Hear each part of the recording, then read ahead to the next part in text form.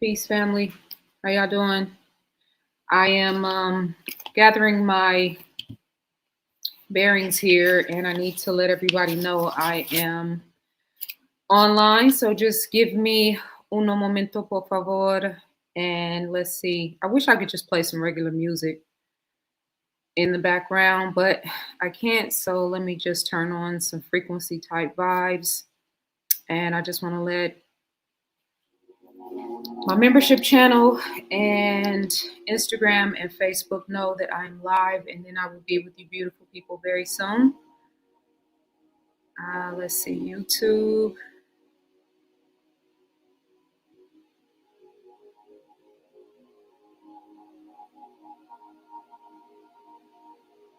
Okay, there we go.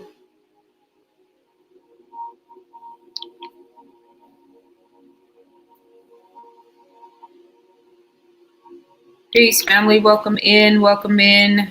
Give me just a minute. I am letting everybody know that I'm live. And actually, there is a better way for me to do that. All right, cool. Peace and love to all my beautiful people. Thank you guys for coming through. It's 8:45 on the West Coast.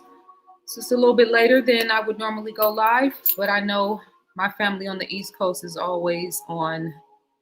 Y'all usually operate and do things later. It's kind of like a thing in the culture. So hopefully my family in New York and Atlanta and all of the places where I got folks on the East Coast are able to join me this evening. Because a live is a different type of vibe, you know? That's a bar. Okay, so Instagram first, Instagram and Facebook. Paste. I'm live, come through.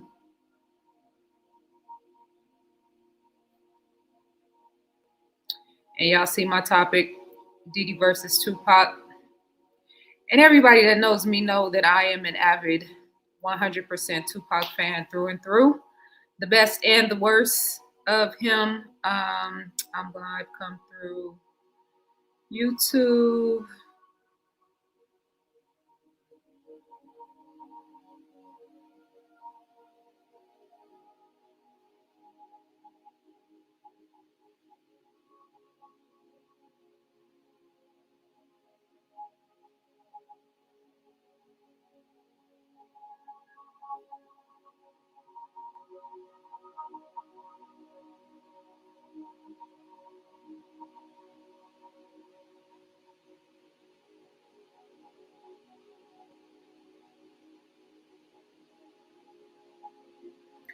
Okay, and last but definitely not least, my membership channel. What's up, family in the chat room? How y'all doing?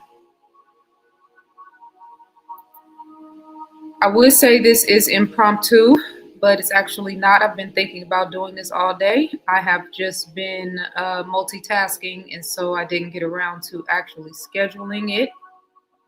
I'm live, family. Come through. And link, YouTube. All right, cool.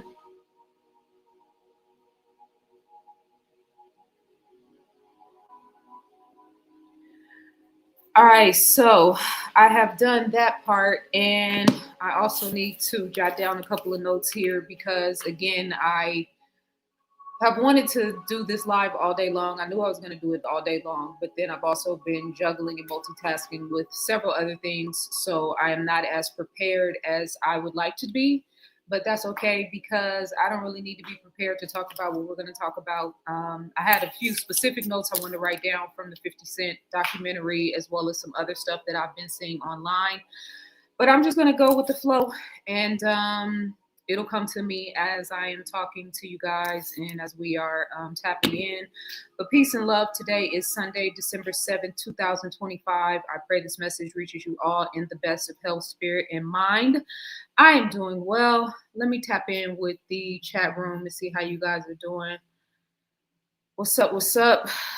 Mr. Center of the World, peace was good. I think that says T-Comb 8. UFO was good. Excuse me. Aziz was good. AZs, what's good? Late evening to you as well. Just turned in to get the notification, but Diddy versus Pac will be unimaginable. Unimaginable. Let's get into it. Yeah. And I am, of course, the perfect person to have this discussion with you guys, I feel like.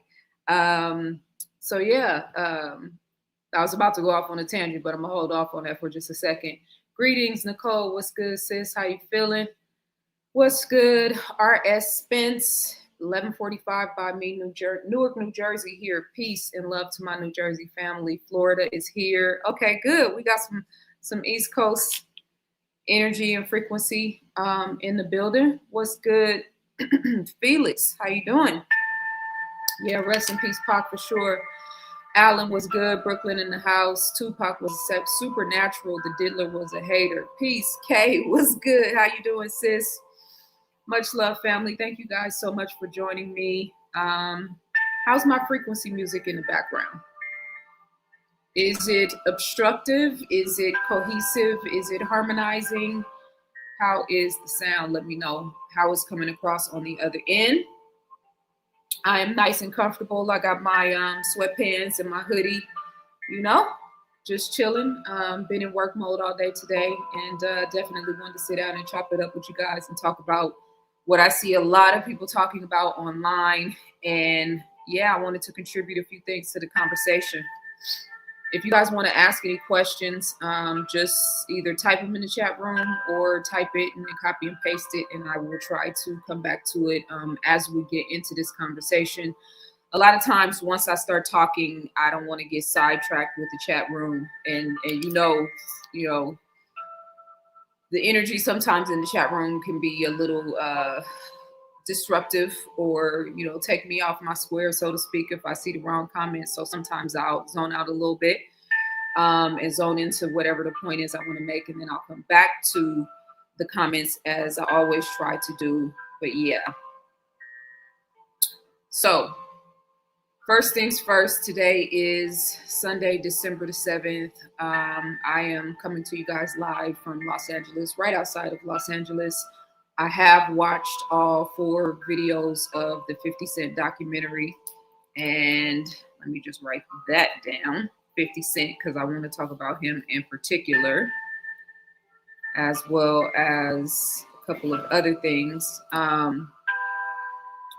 I wanted to talk about that in particular. And obviously, anytime I talk about celebrities and celebrity culture, for me, it's more so about how this ties into the bigger scheme of things, what's happening in the world, the people that are controlling these celebrities, and why these things are mainstream, why the fast tracking of the documentary right after Diddy going to jail.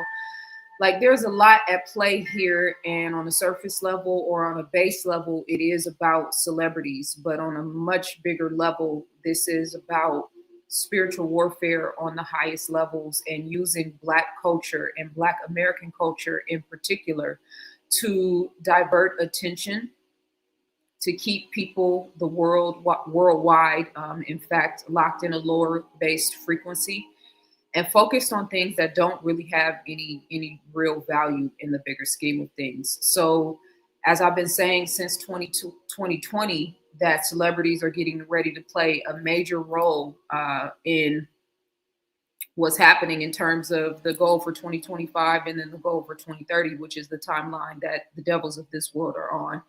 Celebrities are going to play a major role in that. And so I'm watching 50 Cent, and I'm seeing, the moves that he's making and the successes that he's having and the wins that he's having. But I'm also seeing the flip side of the role and the agenda that he is playing. And it's not just because it's a Black man who made a documentary about another Black man. Why are you tearing the Black man down? Why aren't you focusing on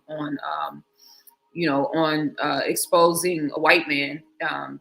50 Cent is also playing his role in a major way, in a much more important way, in terms of the type of content that he puts out into the world.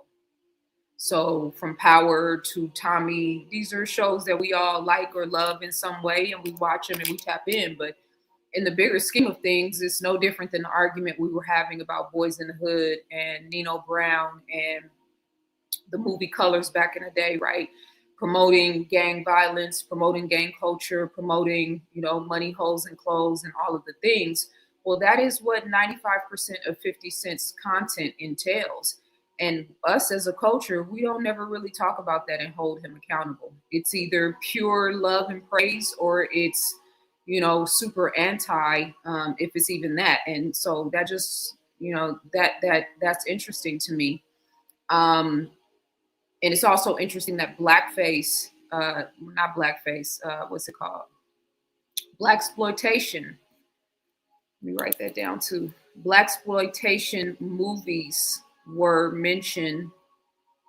Y'all hold me down in the chat room because I'm already off into wherever my mind is going. And I'm going to tap you in with you guys in a minute. But the black exploitation movies were referenced when they were talking about his upbringing and how his mother was having these wild parties and all this stuff he was probably exposed to. But the black exploitation movies were referenced in the same vein of Diddy being excited that he found out that his father was a street hustler. And I find that interesting, right? Because it was put into the documentary to make this point about him sort of living in this dream world, being this, his dad being this certain type of dude, in movies having the impact they had, and then him eventually trying to follow in those footsteps. When 50 Cent himself and most of his film and most of his content in terms of movies and whatnot, TV shows, represent a more modern version of black exploitation.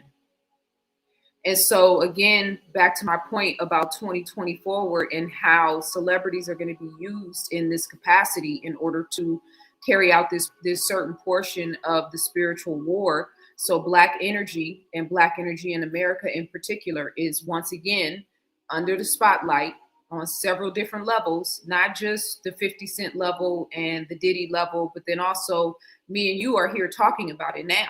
There's the Tupac level, there's the Biggie level, there's us coming together and conversating about it.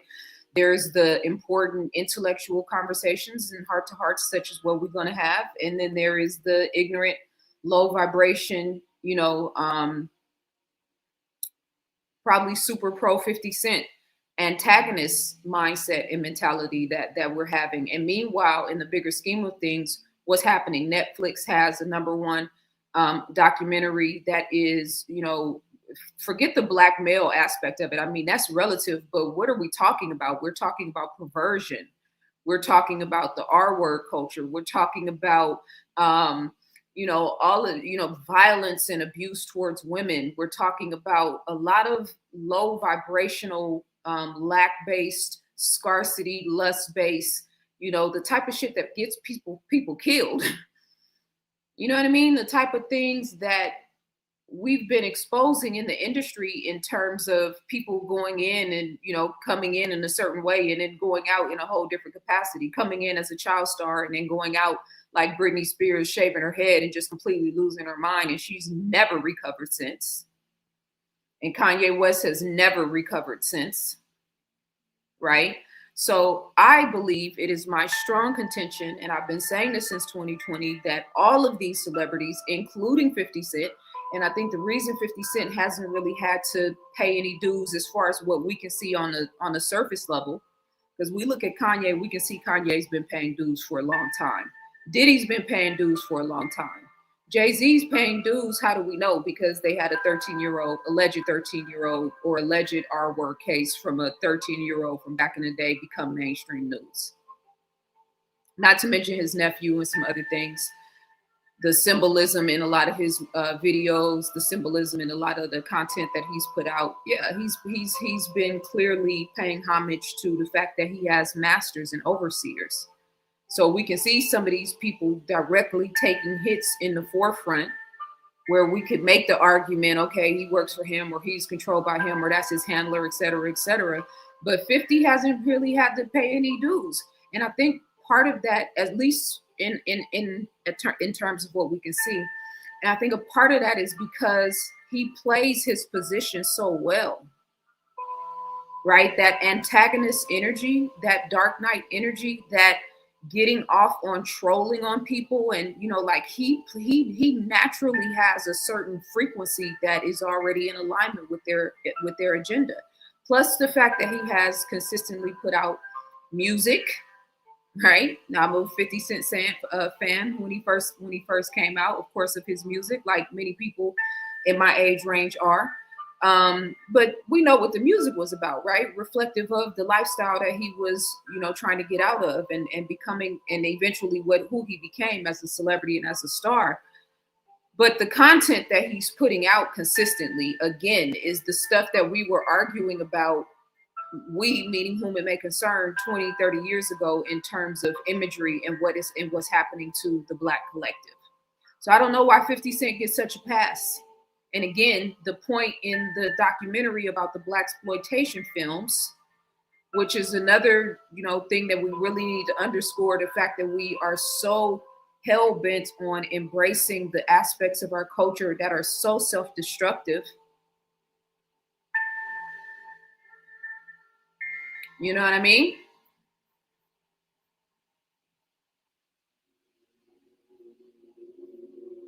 I'm tapping in with you guys in the chat room. I didn't mean to just stop like that, but I wanted to see what you guys are talking about, because it looks like it's moving kind of fast there.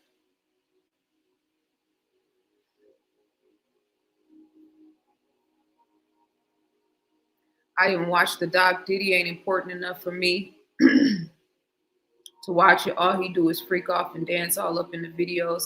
I mean, I feel you on that.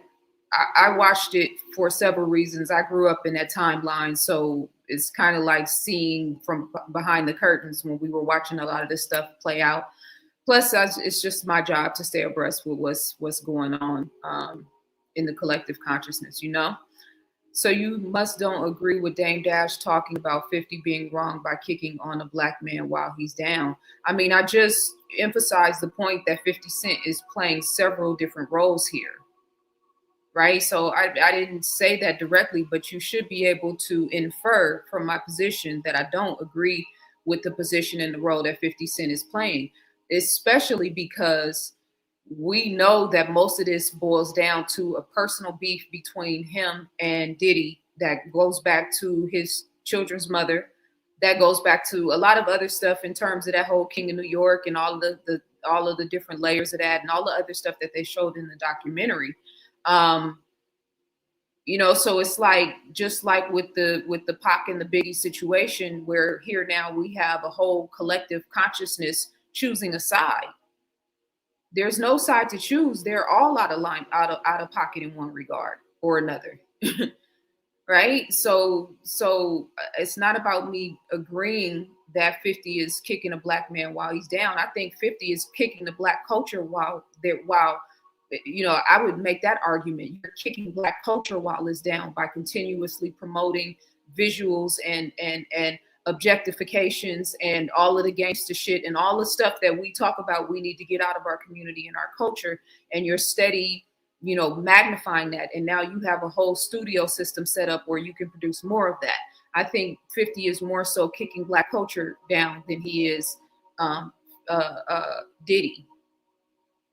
And yes, I think he's very intentionally kicking Diddy while he's down, but it's par for the course. 50 ain't the only one doing it. This is an all-out 100% blitz on this man. The magnitude of Diddy's humiliation ritual is unfounded. And mind you, he pretty much beat the court case. There's absolutely no reason for him to have gotten sentenced to 50 years in jail. So this, to me, is like a parallel of what's happening in the Middle East, where we can see just blatant unjust treatment, but they're thumbing their noses up like, so what? But what are you going to do about it? So that's what I see with this Diddy situation. So what? You should be out, but you're not, and we're throwing you in jail. What are you going to do about it? This is a major humiliation ritual. So the whole Dame Dash element about kicking a Black man while he's down, I mean, yeah, but that's like on my top 10 things of focus. That's not the primary thing, because Diddy did all of this to himself. The Diddy documentary is a low vibration distraction. That quad studio illusion that Diddy set up Pop. Well, yeah. And so, real quick before I get into that, again, I didn't even write any notes down, y'all. I knew what I wanted to say. And so I just put my notepad here, and I don't even have good pens. Normally I have like a strong black pen and then a strong blue pen. And then I'll have my complementary colors, but I didn't even get my pens together. But one thing I do want to announce, you guys, let me see how many people we got in here. Shout out to everybody in the chat room. Thank you guys for tapping in and tuning in. Yes, Netflix just bought Warner Brothers.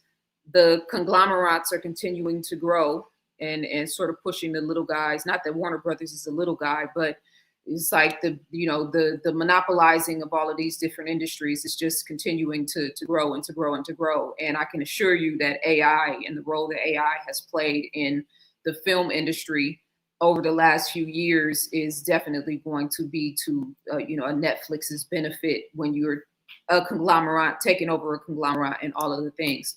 All right, so real quick, shout out to everybody in the chat room. If you guys have a question you want to ask me about this topic or anything in particular, put it in the chat room and then like copy and paste it so you can repost it so I can have access to it to be able to see it. And I wanted to talk about this subject today because this is a sort of microcosm of the macrocosm when we talk about light and darkness and consciousness. All right. So a couple of quick announcements, you guys. I have 5 copies of my textbook, Ancient People. Actually, I have all 5 of them right here. Yours will be shrink wrapped, but I have 5 copies of Ancient People for $75, and I'm offering these for the next 24 hours or whoever gets them first.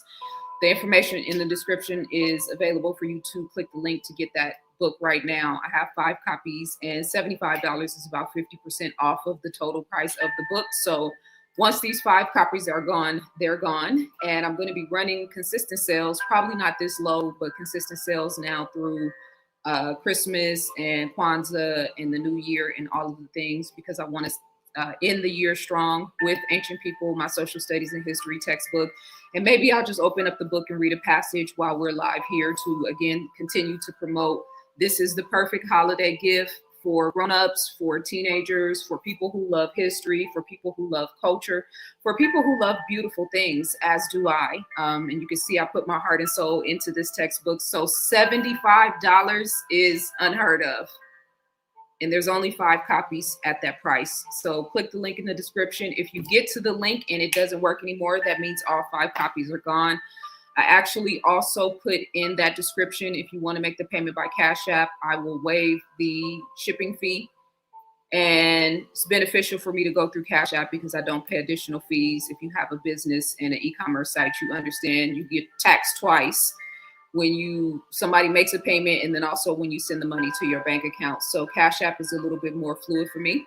So when you click the link, it'll give you the information and you can save $8 and pay $75 flat, or you can pay $83 and get your book shipped to you within 24 hours. Also, I ran a sale. I only put it in my email. I only sent it out to my email list. I have 5 consultations for $50 each. And I had 2 spots available. One of those has been booked, so I have 1 more spot available. I have the information for that in the description as well. So that's 5 consultations with me that you can book anytime between now and June 2026.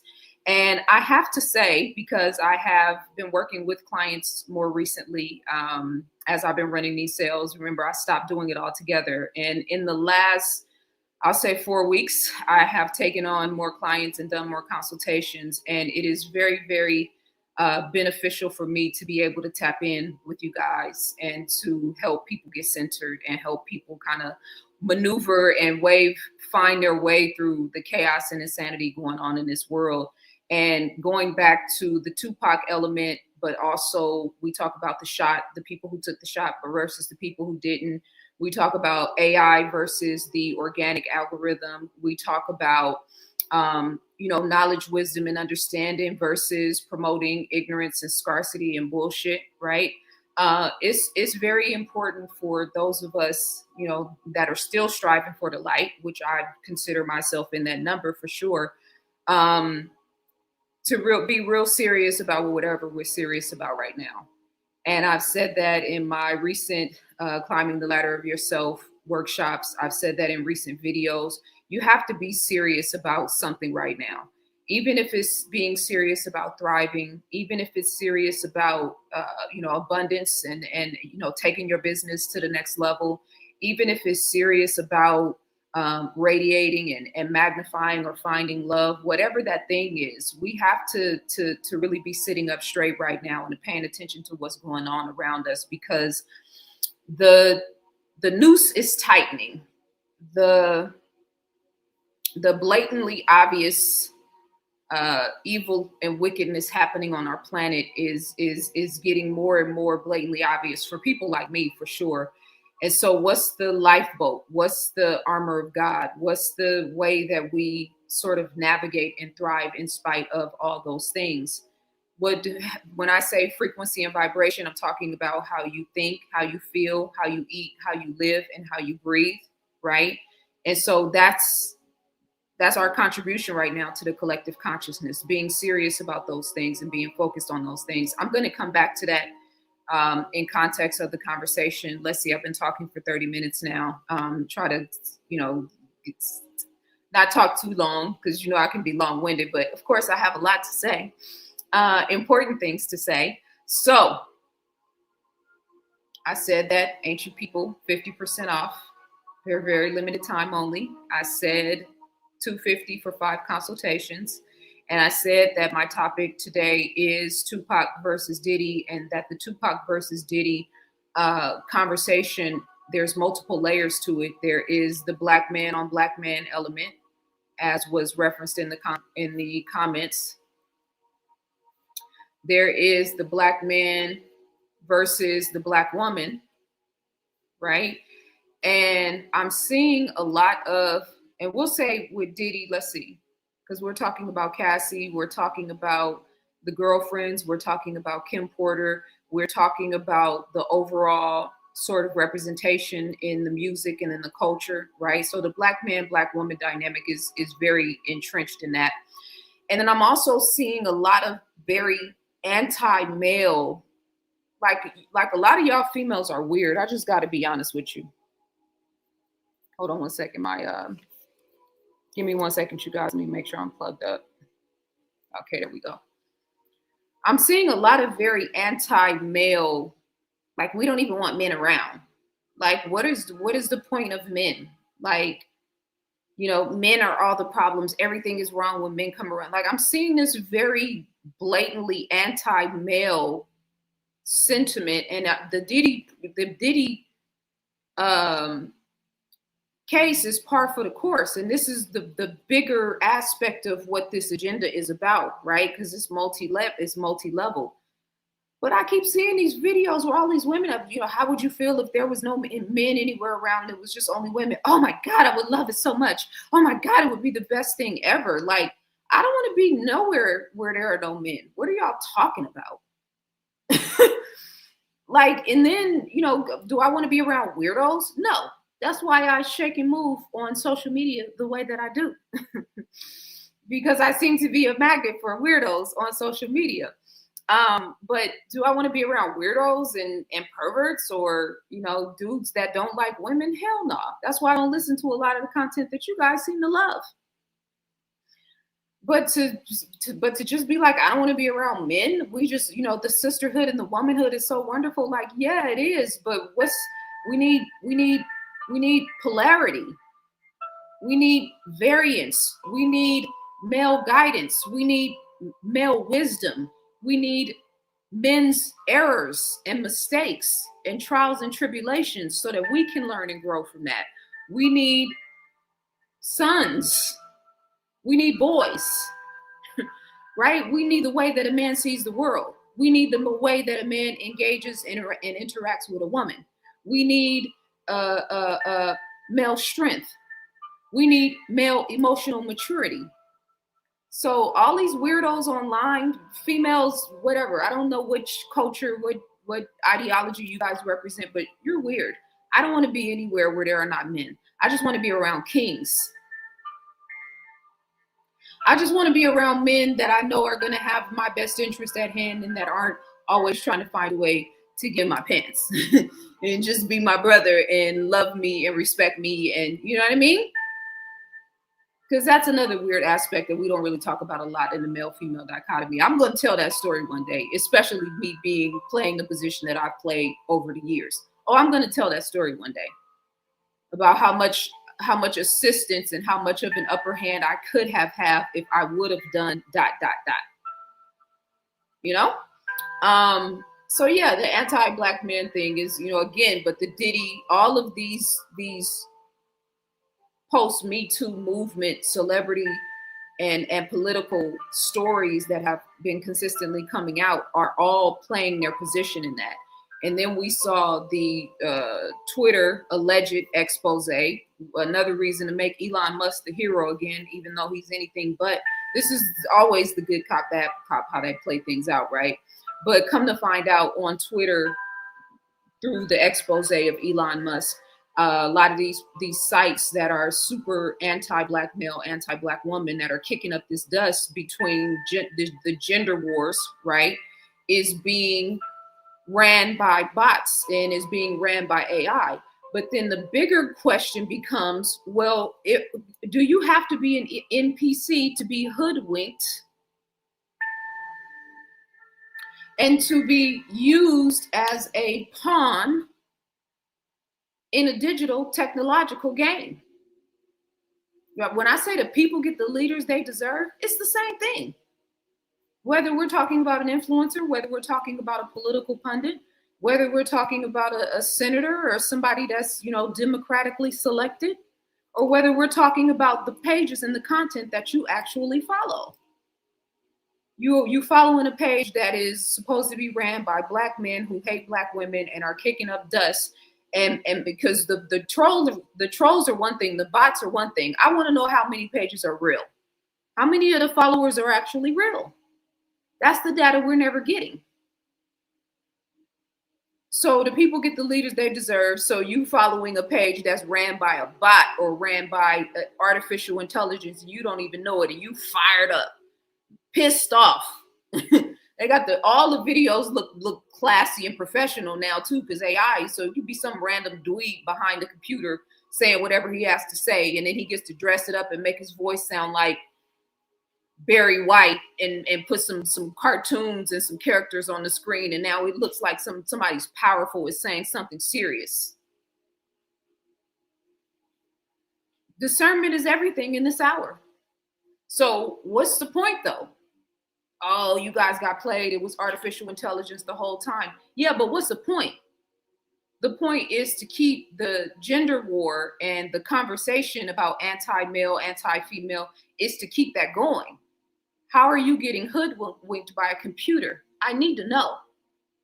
That's the bigger question here. That's not really being addressed. The Quad Studio alluding that Diddy, y'all do me a favor too, you guys that are watching this, if I, send me the short 60-second, 90-second, 3-minute videos. I know you guys clip these videos sometimes and I don't always get the notifications. So if you tag me on YouTube, if you tag me on Instagram, if you tag me in your stories when you post these videos, please send them to me and I will repost them. I don't be having time to go in these conversations and clip these videos. I should, and I need to have somebody else doing that for me. But yeah, feel free and send them to me so I can repost them. But so coming back to Pac and to Diddy and the level of was he actually behind Tupac's death,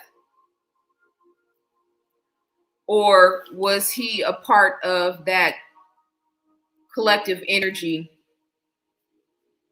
that was a part of his eventual death anyway? And it could be a little bit of both, right? So somebody mentioned, I think it was Pac's cousin, and that was in the video, who mentioned that Tupac was ridiculed his whole career and that Diddy was being exalted in the media, right?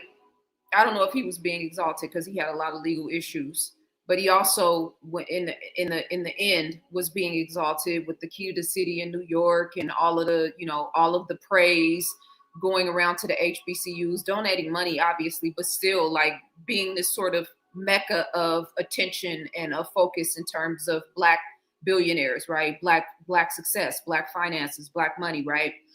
And so here you have there was an article, and I put this up in my stories. Let me see if I can find it, where they in a mask in a church. Hold on. Let me just do this the right way because I shared it in my stories. Oh, it's not there anymore. Damn it. So there was a church who printed out the lyrics for, I think it was one of the songs or a hymn or something, and they ended up printing out Tupac's Hail Mary lyrics, right? And what I said in the post is that his energy and the essence of his being is so strong in the collective consciousness right now, and it's an important lesson for us because there always has to be an authentic entity, an authentic consciousness, right? You can say whatever you want about Pop, whether it's the thug life aspect, right? Obviously, the 25-year-old me who fell in love with Tupac and how I felt about it at then is a light years away from where I am now in terms of how I see it. I can see the flaws, I can see the stupid shit he did, right? I can see all of the mistakes, but I also know at that age, it's kind of par for the course. But being a present and in the spirit of what was going on at that time with Tupac, with Biggie, being in Oakland, being from the West Coast, and all of the things, right? We were immersed in that. And when Pac died, it had a very, very, very strong ripple effect in California for sure, in Oakland for sure, right? And so, just like Nipsey, right? When that strong magnitude and frequency of focus, of energy, of love, of concentration, right, is like centered in a certain space in our culture. Like we could say city in Oakland, but then we could say culture in terms of Black America, and then we could say culture in terms of melanated people worldwide, right? And all of those three things are part of one thing, right? But that collective consciousness and that energy sort of enters into the morphic field. Now, that sounds hella metaphysical, right? I don't want to get too high with that. But going back to the teachings of Masaru Emoto in the science of water and studying water, right? And where he talked about the morphic field and how when there was a situation that was getting a lot of attention from a select number of people, it increased the likelihood for similar or very almost the same type of things to happen in that same setting, right? And so you have a major player energetically like Tupac, you have a major player energetically like Nipsey Hussle, and both dying in ultra very violent ways. And then you have the continuation, 50 Cent again playing his position, because all he's doing, he's playing out those type of homicides right in his films all the time. And then you have, excuse me, the music, right, and the continuity of the music and the impact that has in the collective consciousness, right? So this is a soup of self-hatred, a soup of violence, a soup of ignorance that our children are constantly having to navigate through and try to find themselves, make their way through in the era of social media, right? But in the bigger scheme of things, when I keep talking about the spiritual warfare, it's very intentional. They're not focusing the world on the shortcomings of white America or the shortcomings of Hispanics in America or the shortcomings of pick your other group. It's always us, because the last shall be first and the first shall be last, right? Because the people here have been under a very special pressurized experience in America. Those of us that are already here, that are the descendants of those of us that are already here, and those of us that are the descendants of those of us that came from here, that later came here, maybe from Africa, maybe from other parts of the world. That's why you don't see me out here arguing and on this dumb shit about Black people in America versus Africans.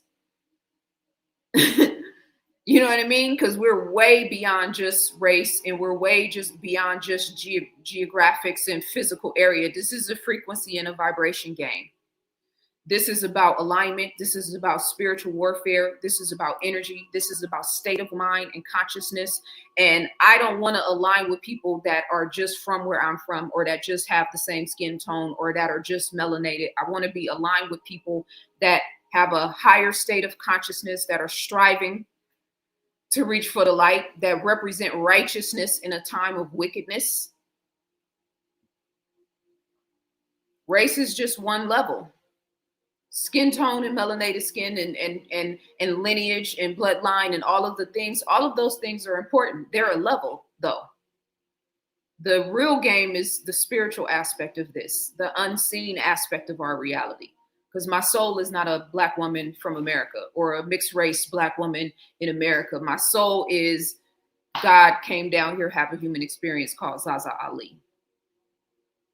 You know what I mean? So Pac representing, on one hand, lightness, but then also representing the darkness, because we saw how his life, his life unfolded in gunshots, the violent aspect of that, but still able to Illuminati representing, sort of an expose, if you will, on the people who he knew were running things, right? The small hats, if you will, and sort of trying to bring light to the spiritual warfare that was happening in the music industry at the time. Of course, having his body represented on a cross on the actual CD cover. And then the Machiavelli reference, which Machiavelli was known for faking his death, and the whole legend of that.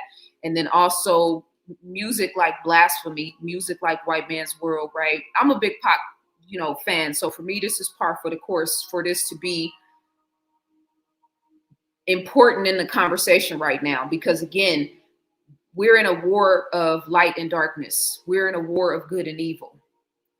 I want to read this passage that Red Pill posted, and this was so deep to me because I can relate to this so much in my life, right? The post says, and I'm gonna come back to you guys in the chat room, so just bear with me in just a second. I feel like I'm behind because the chat room is moving kind of fast. Diddy is a great example of why you shouldn't hang out with deeply insecure people. The ones who externalize will literally kill you for having what they can't produce on their own. Even if they have more power, even if they have more money or status. They will hate you for your gifts and for succeeding without having to manipulate, lie, or pretend to be something you aren't. They'll hate you for being light. If you got folks like this around you, run. This is, and it's a lot of us can relate to this, because I feel like I talked about this in a recent video, but this might have been a conversation I had with a client where I was talking about that adversarial energy, right? When you represent a certain state of consciousness, you could grow up in the hood and not really stand out for all of the reasons that people think you should stand out, money, hoes, and clothes, for instance, but like stand out because you have a light, because you're intelligent, because you think for yourself, because you're sovereign minded, right? Why would that be threatening to anybody else? Why would it be threatening that I was a nerd in the 5th grade or in the 6th grade, and that I love to read books and that I love to study history? Why would that be threatening to anybody? Why would that be threatening to grown women in my reality, in my environment? Right? So why is it threatening for the knowledge and wisdom keepers amongst us? And if you are one of those, if you're in that number, then you understand. You might have grown up in the hood. You might have grown up in a prestigious environment. You might have been raised by a healthy, vibrant family. You might have been raised in toxic and dysfunction. But what is it about that thing that we have in us, that reaching for the light, that inner shine, that perseverance, that beautiful thing, the beautiful ones? I represent the beautiful ones. And I ain't just talking about physical. I'm talking about light. I'm talking about consciousness. I'm talking about knowledge seekers. I'm talking about nature and love and vibrancy and creativity and passion, right? So what is it, that thing that Diddy saw in Pac that he could not stand, that brothers in the hood all the time get taken out for. I had a boyfriend named Raymond when I was in high school. I feel like I've talked about him before. And Raymond was fine. He was handsome. He was funny. He was a rapper. He could draw. He just was good at everything. Somebody listening to this is probably gonna know Chili Ray, but he was murdered in Oakland years back. He's transitioned a long time now, but he was one of the ones that he was just fly and good at everything and dope and charming, but he was always getting hated on. Always. It was always a problem. Somebody was always trying to punk him. Somebody was always, was always a thing. And so he was, it created a rub in him. I'm saying that to say, because I can relate to that in my own personal experience, but it's sometimes it's all of those things. And then again, sometimes it's just, who you are. You know how rare it is, how beautiful it is, how powerful and important it is in this timeline to actually know who you are. You know how many people I've talked to over the years that have identified and that have acknowledged and that will tell you that they are lost? I would say probably 70% of the conversations that I've had over the last 5 years, hundreds of calls, where people will acknowledge, I'm talking 20-year-old, 30-year-old, 40-year-old, 50-year-old, 60-year-old, I'm lost. I don't have any grounding up under me. I don't know who I'm supposed to be. I don't even know what my next move is supposed to be. So for Pac to be young and vibrant and passionate and to know who he was when he was a teenager, let alone in his 20s, yeah, that creates a rub. That creates friction, because two opposing frequencies cannot occupy the same space at the same time. There's always going to be a problem when you're beautiful. There's always going to be a problem when you're passionate, when you're creative, when you have the courage and the conviction to step outside of the norm and do something that nobody else has ever done before, or to do it in a way that nobody else has ever done it before, or to speak truth to power, or to be a woman seeking to be a leader or a spiritual guru in 2025, where we still got churches and mosques that aren't allowing women to be teachers. That's fascinating to me. So let me tap in with you guys in the chat room, because I know I'm saying a lot. And once again, just a reminder, I have one spot left. When I'm talking about people not knowing who they are and feeling lost and feeling stuck and all of the things, if you look in the description, I have one spot available for 5 consultations at $50 per consultation. And once that link is no longer working, that means that spot has been filled. And then I also have a 50% off special on my Ancient People textbook running right now, 50% off. I only have 5 books like that though. And I actually have all 5 books right here because I'm ready to send them out to you guys, and they will come shrink wrapped. So $75. And if you send the money by Cash App, you will save $8 on shipping, but you click the link and you can get more information on that. There's only 5 books. And once those 5 books are gone, then it's a wrap. There's plenty of hip hop that's not on that, but people don't be checking for it. I mean, I think the people checking for it are checking for it. The people checking for it are the people who have always checked for it. I'm one of those people. I love the art form. I love a lot of today's music. I love Rhapsody. I love Kendrick. I love J. Cole. I have rap music today, hip hop that I listen to, but a lot of it, yeah, no, like 80% of popular mainstream music, I don't listen to at all. So we can also say that there's a lot of people that aren't checking for that BS too, because I would definitely be one of those people. I think, yeah, the female hip hop scene is a whole nother conversation in itself. People act like Kanye West started conscious rap. It's annoying and anything listening to most people discussing hip hop. Netflix is the new media. Hollywood is dead. Social media is not social anymore. Yeah, and you look at Netflix and how Netflix tells you what's ranked number 1 in movies, what's ranked number 1 in TV shows, and the fact that it's ranked number 1 absolutely 1000% increases the likelihood that a person is going to click it and watch it. So all they got to do is tell you it's number 1. And then eventually it's number one. Like, how does a show get released on a Friday and on Saturday it's number one? Are you saying that numerically it passed up all the other shows in one day?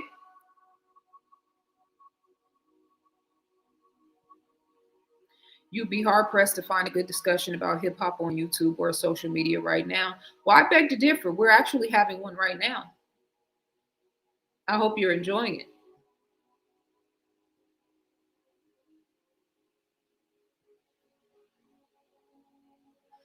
50 has a reflection of his karmic debt starting back through his son's eyes, knowing his mother was used as a pawn in Diddy's sick.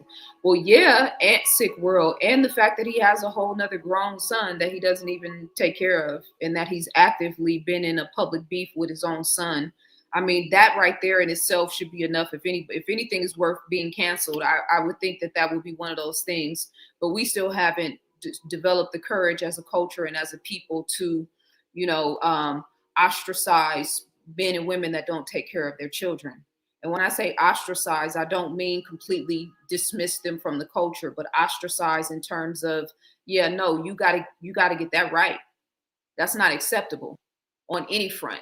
That should be all of our position, all of our posture. And then we say, well, yeah, but the system and the baby mamas and all of the things, we know there's exceptions to every rule. And this is not just a fatherhood conversation I'm having, because there's some terrible mothers in the world. I'm equal opportunity. You guys should know that by now. But the fact that this man actively has had a public beef with his own son, his black son, where is the culture on that? This is, it's kind of weird to me. So yeah, I agree with you in terms of his son's mother, and then in terms of his other son too. He definitely has a vendetta. Yes, please thumbs up the video, you guys. Help me get the algorithm working in my favor. 50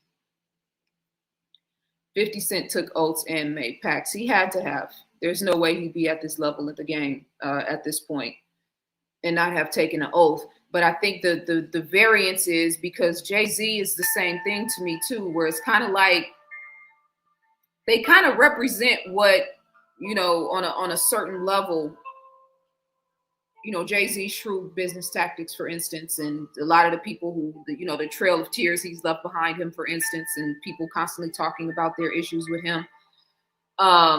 You're not going to get to a certain level in the industry without having some bodies along the path. And 50 Cent, to me, because he represents that troll energy, that antagonist energy, like Donald Trump, they can kind of let him just be himself, and he can still play his position and play the role that they need him to play in the bigger scheme of things, But for him or anybody at this point to think that they're above reproach, 2026, 2027, and then 27 to 2030, this shit's about to get wild. You talk about the wild, wild west. And celebrities are going to play a very critical, very important, very key role in what is about to take place, because people are going to be following them. It's like that carrot, dangling the carrot, and people following the carrot tooth and nail. They're so busy focused on the carrot, or the light that I show, that video that I show with the gray cat that has that laser light. And so there's two cats. There is a black cat and a gray cat, and the black cat is following the laser light everywhere. The person is just running it back and forth. And the gray cat looks at it maybe a couple of times and then turns around and looks at the person that's holding the actual laser. So we need to be, I'm talking to my 5% of the 5%ers that are watching this. We need to be the ones that are watching the people that are holding the laser. Who's paying 50? You know what I mean? Who is he? Who's green lighting all of his projects? It's probably the same people that are behind the positions of power in terms of Netflix, in terms of Pfizer, in terms of digital IDs, in terms of white lines being sprayed in the sky. So for me, it's all relative. It's all correlated.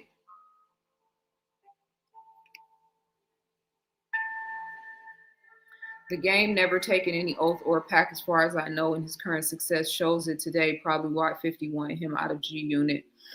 Uh, I'm not really sure about that. I can't say that for sure. I don't know.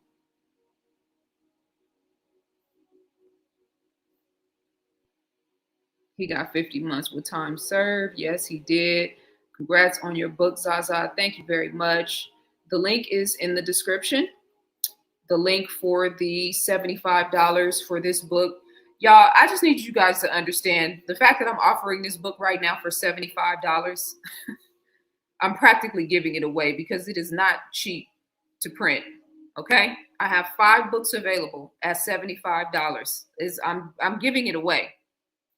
All right. So this is the perfect holiday book, and information is in the description. And once these 5 books are sold, that link's going to expire because I only put up a certain number of books to offer them at this price. Because this is the real player price. So the information for that is in the description, as well as those 5 consultations for the low price of $50 each, which is basically 65% off of my normal price.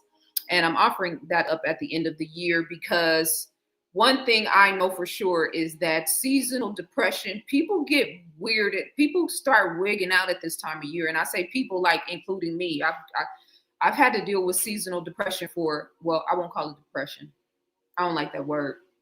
But just that heavy, low energy that comes around the holidays. Yeah, I've been battling that for a very long time. And I'm somebody that hasn't celebrated Christmas since, I don't even know, like Christmas tree, lighting, all the things. That stuff doesn't affect me at all. But there's a heaviness that comes amongst people and over people at this time of the year. It's reflecting back on what we've accomplished for the year, right? And if you haven't accomplished all the things or some of the things that you really want to hone in on, the stress and the weight of that picks up. We have so much drama and chaos in the collective consciousness. The stress and weight of that kicks in.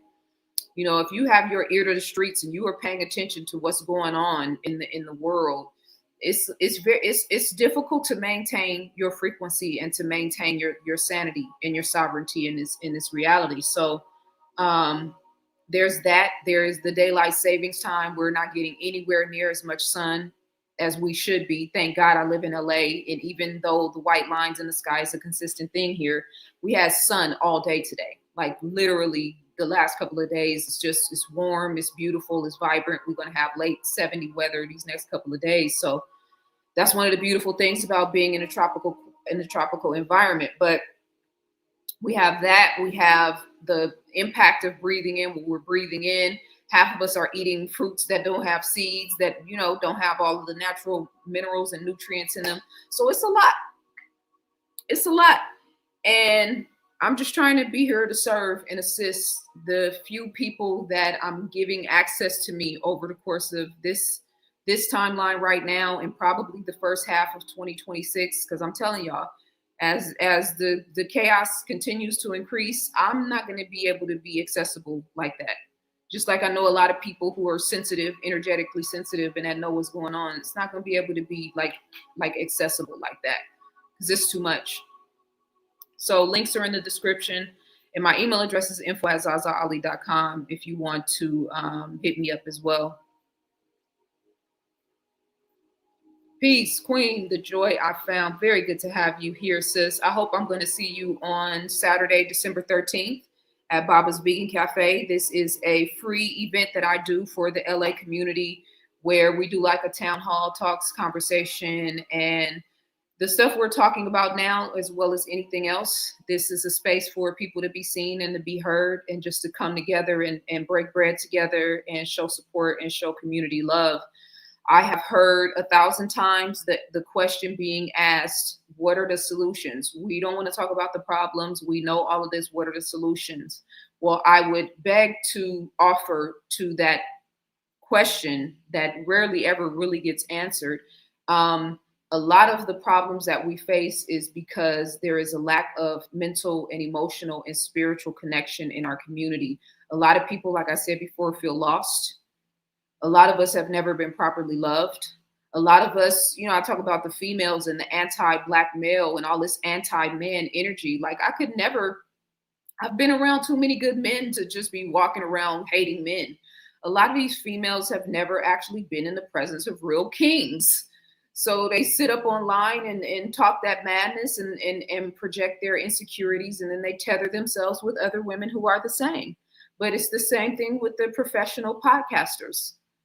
This whole society of men that don't like women. I don't know where you guys are from, but wherever you're from, I don't ever want to go there.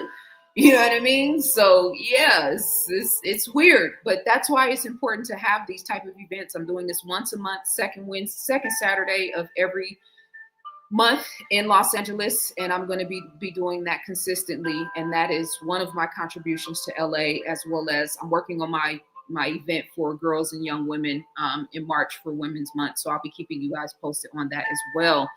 Do you think repentance and forgiveness is enough for Diddy, or will he always be a deviant and outcast? I think that is a question for Diddy's soul to answer. I think nobody is beyond forgiveness. Nobody is beyond being able to,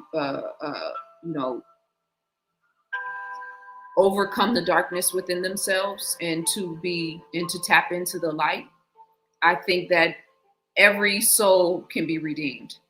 So the question is not really we can consider it, but the question is for Diddy to answer, if he's willing to do the real work that is going to take, because he's dug a very, very, very serious hole in his legacy, in his life, in his physical freedom, right? The impact that this is having on his family and his children.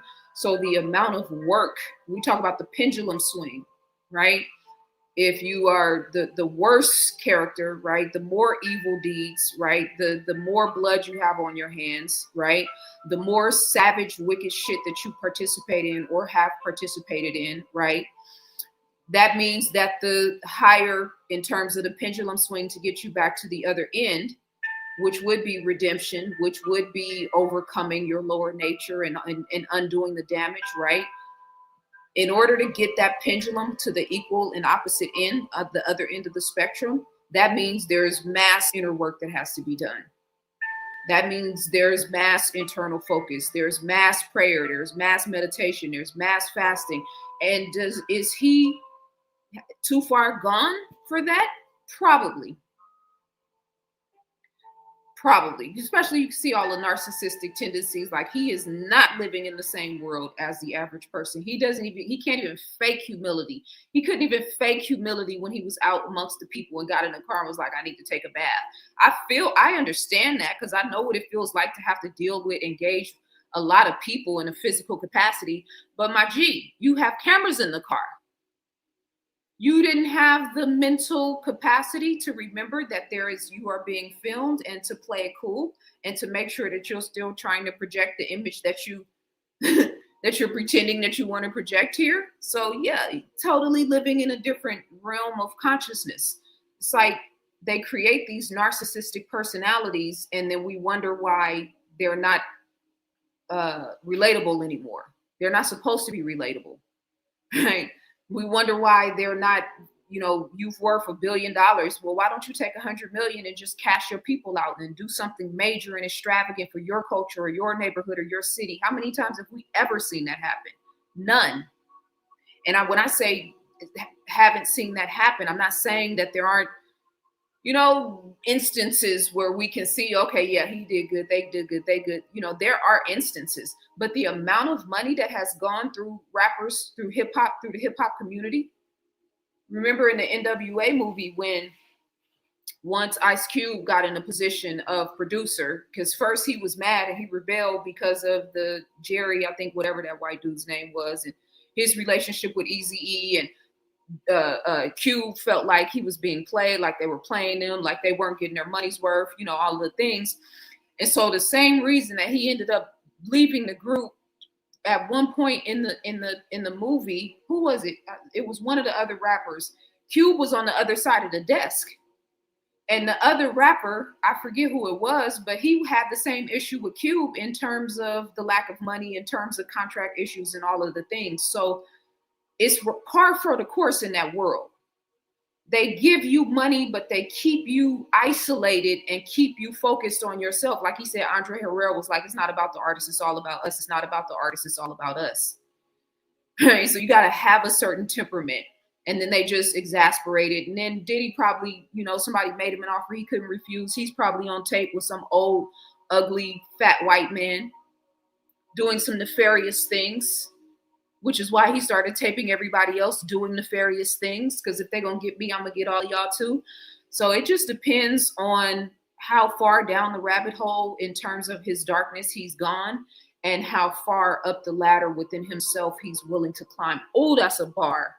Whew. Y'all know that's a bar. I need somebody to copy that and send that to me, please. Quote me on that. Tag me in that on one of my social media pages, because that was a bar. I don't even remember how I said, but it depends on how high on the ladder he's willing to climb. Oh, it was so beautiful when I said it. Please, somebody save that for me. I need that in my Rolodex of ZaZa Ali quotes. I just got chills because it applies to all of us. And from 2020 to 2025, this is the paradox and the fire and the detox and the purification that the beings of light have been going through. How much are you willing to mine within the darkness of yourself, the lower nature of yourself, and how high are you willing to climb in terms of the ladder of yourself, in terms of your greatness, your potential, your discipline, your focus, your concentration, the things that you're great at, the things that the value that you add, your uniqueness, your consciousness, your spark, your energy, your spirit, your beauty. Ooh, that was a bar. I feel really good about that. But back to your point, repentance and forgiveness. I think nobody is beyond repentance and forgiveness, but the question is he willing to actually do the inner work? The beautiful thing is that he's in the best place to do it. Jail, if you can't do anything else, you can focus within. And I don't know how difficult or severe the physical environment is, but again, what else can you concentrate on besides yourself when you close your eyes at night and all the shit that you did that you can't run from with pills, with cocaine, with fentanyl, with all of the insane shit that he was putting in his body? How can you be worth that much money and constantly destroying yourself? I'll never understand. What's the point of having money? And then you can look in his face, his eyes look dark and his aura is weak and gray. You don't have no light in him. What's the point of being worth $500 million if that shit takes all of your light and the essence of your being out of you? I'll pass. I want my chi strong. I want my aura and my energy strong and vibrant. There's not enough money in the world you can pay me to take that.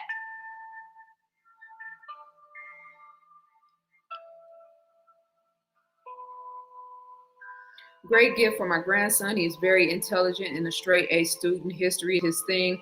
Well, now would definitely be the time to get your copy. $75, 50% off. I have 4 books left because somebody just cashed me out. I think that actually might have been you in the cash out. So I got 4 books left, $75 a pop. Much love. I appreciate you.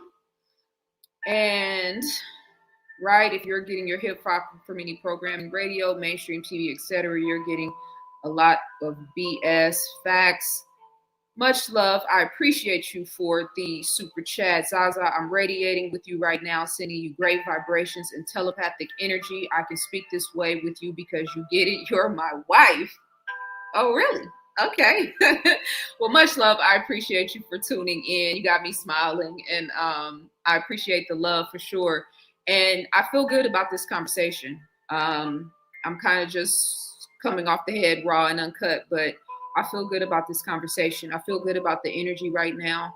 I feel good about where I am in my mind and in my heart space. I've been through a whirlwind in these past 2 years, but I am an alchemist through and through. And I know that the Most High has placed me in a position where I had to, like when I'm talking about going to the depths of your own personal darkness, and like really looking into yourself and figuring out your shit, right?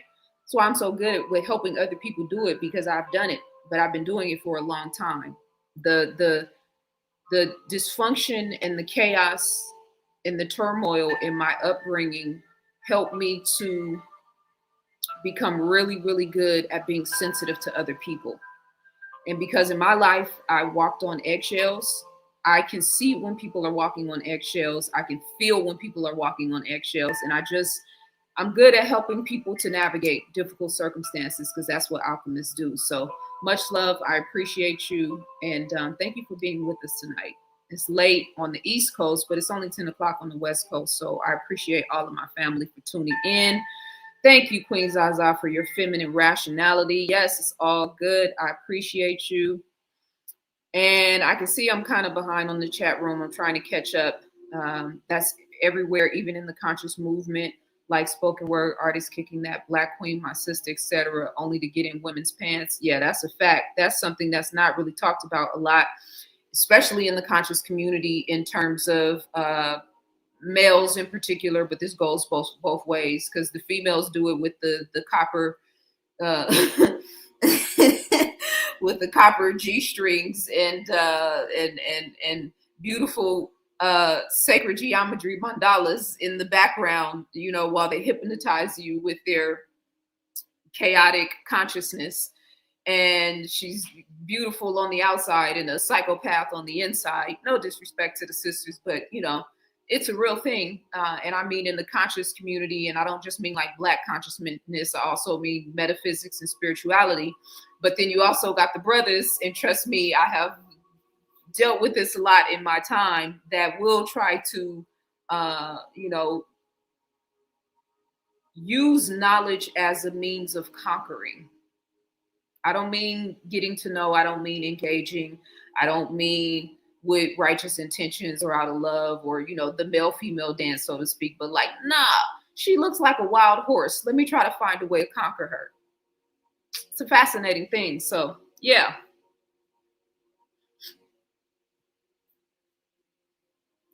Hey Z, you are looking exceptionally stunning tonight. Here is a $12 holla for the here is a $12 holla for the Rose Scholar. Much love. I appreciate you, Calhoun Dukes, and you've been rocking with me for a long time. So I always appreciate your support. And I do recognize the names and the screen names and the attributes of the people that have been rocking with me for a long time. So I appreciate you so much, King.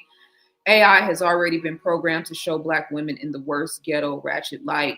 Well, and that's the other irony, and that's like a code for us, right, to understand what the bigger agenda is, because we talk about the age of Aquarius, when we talk about the end of patriarchy, when we talk about rebalancing the masculine and feminine, when we talk about women retaking their place at the throne, so to speak.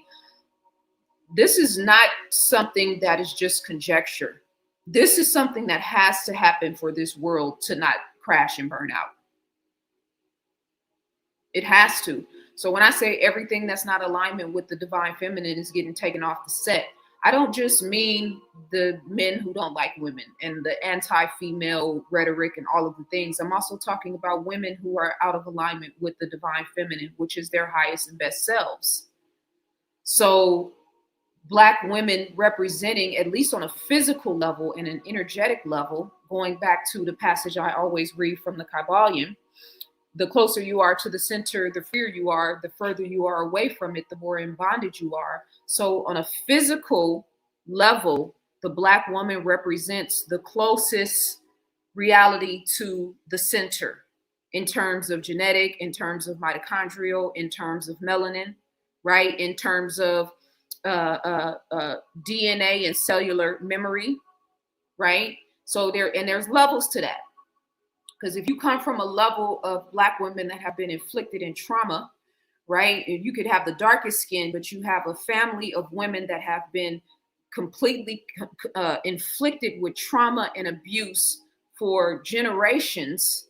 The spark of your melanin, the spark of your energetic resonance, the spark of your frequency and your potential is going to be dull. Your signal is going to be weak. This is why we can have a situation in the Congo and in the Sudan where you have these beautiful dark-skinned, blue-black brothers and sisters that have not been able to pull their minds up out of the circumstances that has been projected and inflicted upon them to come up with the answers needed to pull their people out of what they've been doing, what they've been experiencing. The chaos and the savagery that has been happening in those places. And we can talk about the white man's behavior and part of it. And then we can talk about the Sudanese and the actual Congolese people that are a part of it as well. So melanin, going back to the work of Dr. Carol Suzar and many others that talked about melanin being a bonding compound, when you understand the science of that, and I'm not going to get too deep into that, but it can be used against you in a major way. This is what crack cocaine was about. This is what Schlitz malt liquor was about. This is why there are liquor stores on every corner. This is why the majority of Native American men are alcoholics. This is why they're constantly hitting men in their sexual energy and trying to keep you locked in a lust-based frequency. Now, you might say, well, what does lust and my sexual energy have to do with liquor stores? I can see how if I drink too much liquor, how the liquor would be poisoning my liver or poisoning my kidneys and have a physical effect on me. But what does lust have to do? How can lust be having a negative physical effect on me? Everybody in our culture should be able to answer that question. All of our sons and our daughters and our men in particular should be able to answer that question off top. And the fact that it seems like such an obvious question, but to me, the answer seems like such an obvious answer, right? So let me try to say this in layman's terms, because y'all know I'll get nerdy and sciencey, and I ain't trying to do all of that tonight. So the lust element, number one, the quality of a man's semen. Do I want to do this? Okay. Lust. Let me just make this simple. So in Keys to Womanhood, I showed the chart that shows all of makes the connection between the energy centers and the chakra and the gland systems, right? Which they're all sort of on par in terms of where they're located within the body. So you have the pineal gland, you have the pituitary gland, and then you have the sexual glands, right? You have the gland system within the body that basically is this internal system that's regulating the body, right? If your sexual glands are operating at a dysfunctional or an unhealthy or a promiscuous or a continuous capacity, right? Not to mention sexually transmitted diseases, not to mention infections, right? Which could be a little bit different than sexually transmitted diseases, right? A la yeast infections, bacterial infections, and the like. So you have the sexually transmitted diseases. Then you have the auric field, spiritual, energetic diseases, because you are downloading the energy of your female partner or your male partner during that experience, partially through sweat, partially through energetic resonance. The same way you can stand next to somebody that might not say anything, that might have a poker face, but if they are steaming with energy, with anger on the inside, poker face and all, you're going to feel it. You're going to pick up on it. It's going to affect you. You might walk out the door and go outside and kick a tire or cuss somebody out because you just had this engagement. You don't even really understand what it is. Not to mention laying down and having sexual relations with another person, right?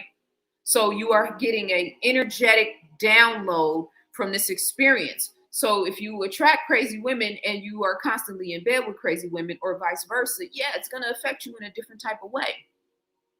Not to mention a man, if you are ejecting 300 to 400 semen every time you ejaculate and you knocking off a different one every other night, or you are sexually, involved with multiple partners. So you're also downloading the energy of the partners that the other woman is involved with too. Yeah, this is how this science works.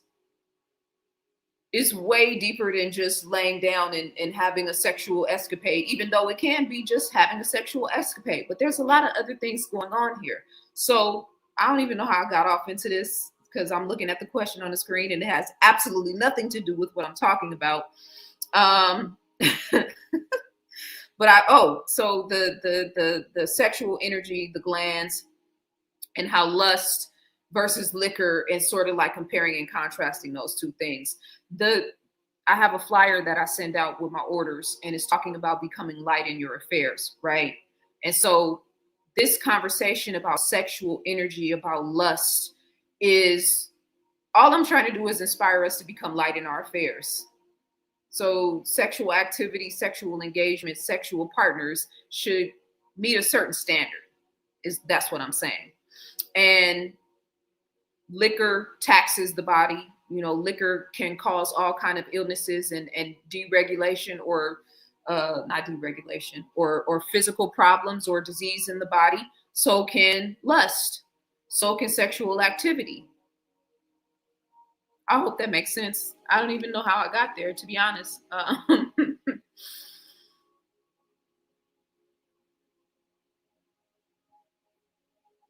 I was 14 when Pac's first album dropped. Love Pac, and you're right. It's easy to critique him when we're older, looking at him as a 25-year-old man. Yeah, exactly. I appreciate you too.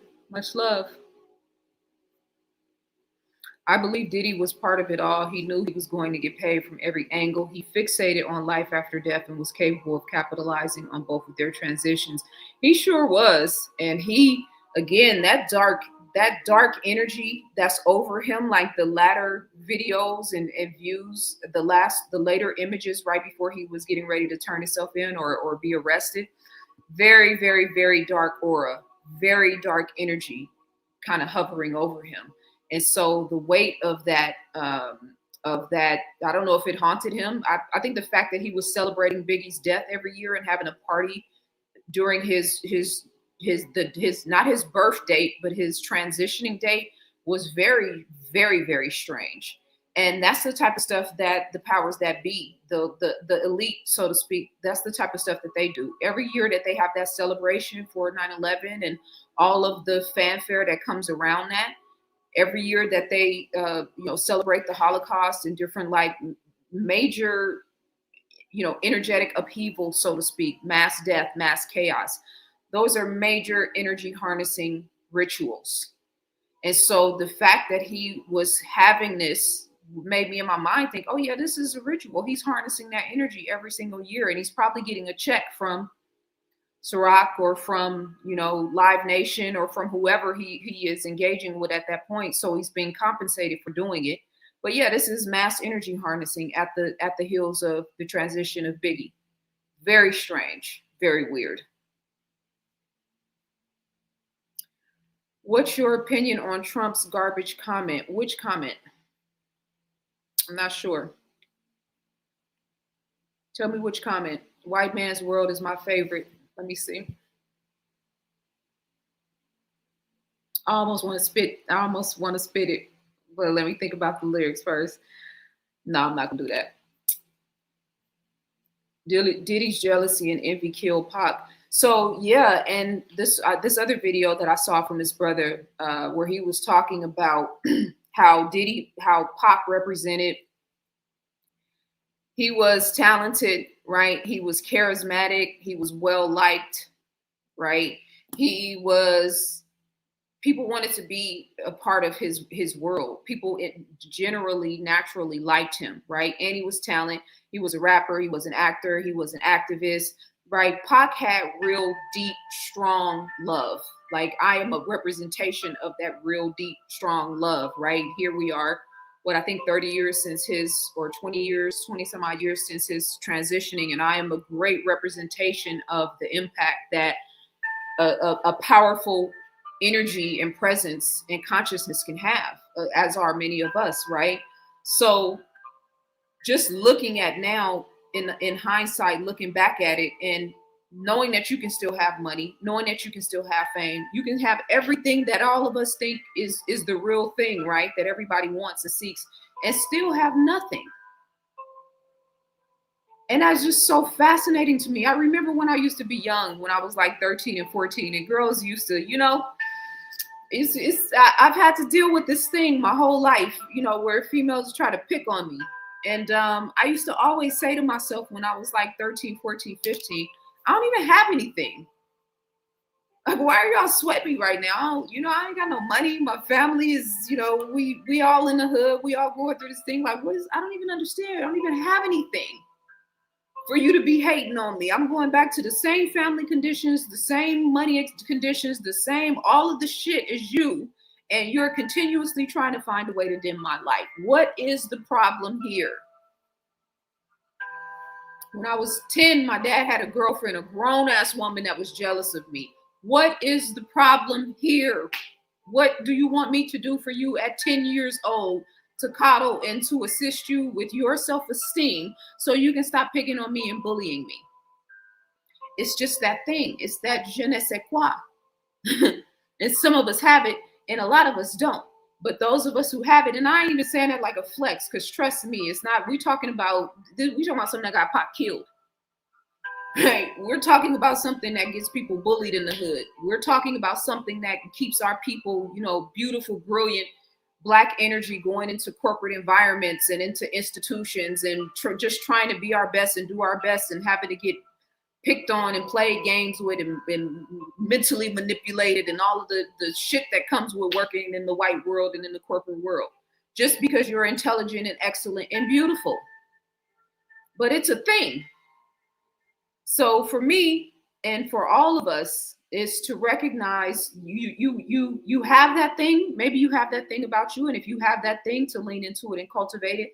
But also make sure you're not representing that Diddy frequency, that hater shit, that competitive thing, that always trying to one up somebody else, that always needing to be right, that big fish in a little pond, weirdo, brown germ shit. I'm talking about black germ versus brown germ. Brown germ representing the eventual physical manifestation of what later was known to become the white race, which is a physical but also a metaphysical important element about the brown germ representing the lower nature of the original man and woman. And the lower nature of the original man and woman is where hate really comes from. It's where self-sabotage really comes from. It's where crabs in a barrel mentality really comes from.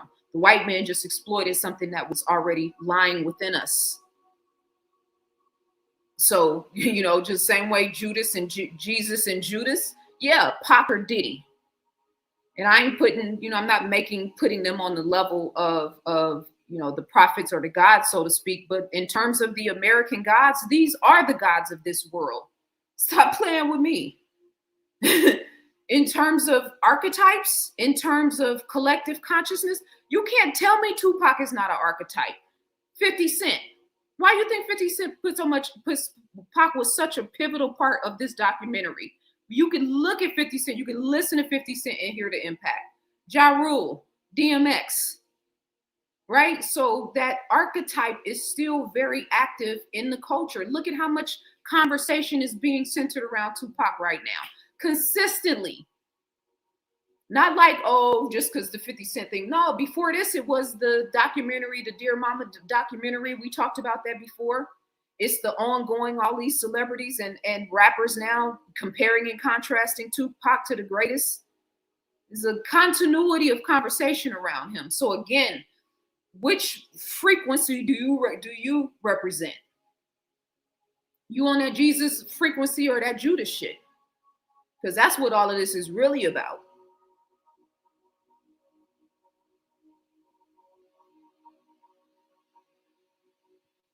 Peace, Huntsville, Alabama.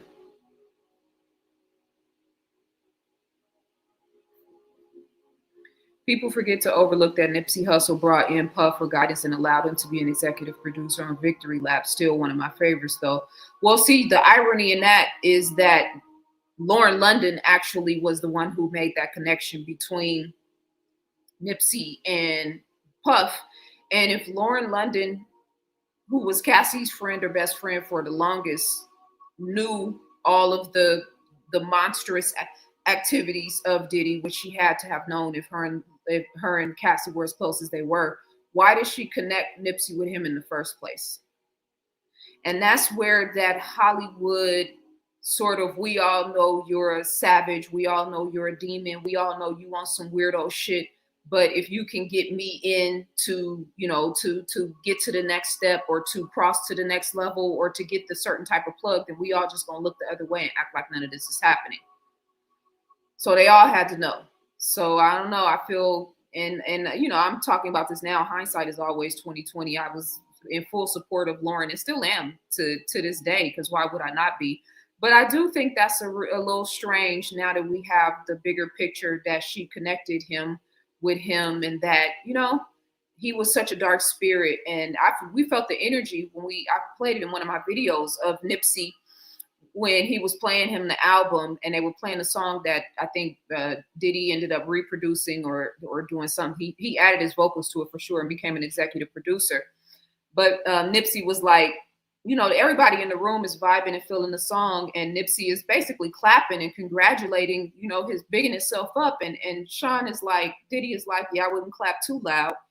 And it was one of those moments where, like, usually haters hate from behind the scene, right? They're not going to come up in your face and just be like, I'm jealous of you.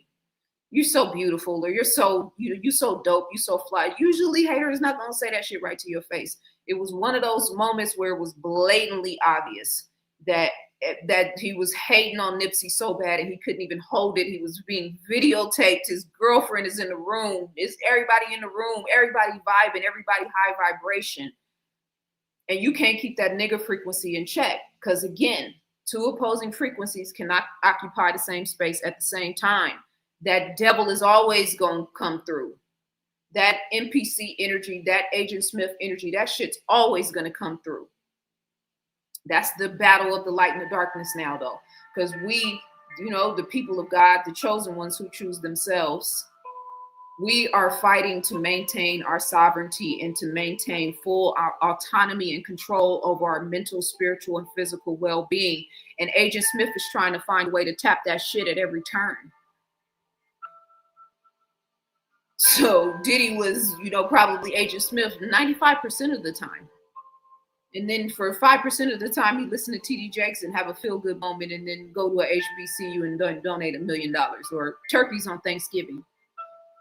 The pattern doesn't really change. So yeah, I'm with you on that though. The Nipsey Hussle connect with Puff, but that was also that light and that darkness, the spiritual warfare element, because Nipsey's spirit was so strong and so beautiful. I don't know how he would have fared in the COVID era, right? How would he have fared when mandates and the major spell that got put on people in California and in LA in particular was astounding.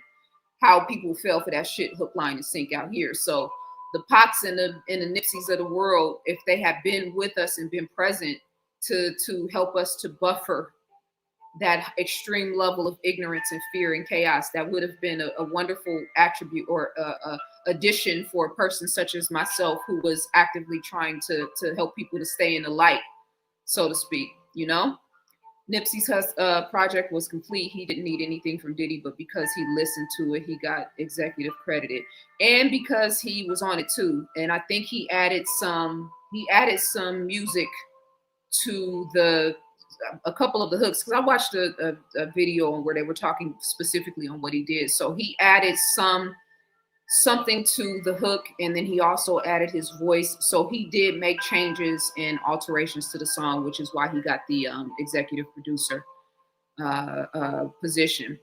What if hip hop of the past and today is actually a sacred scroll? Everything that is in the form of written language, in the form of sound, of conversing language, in the form of poetry, in the form of song, in the form of writing, in the form of rap, in the form of expression, can be considered a sacred scroll.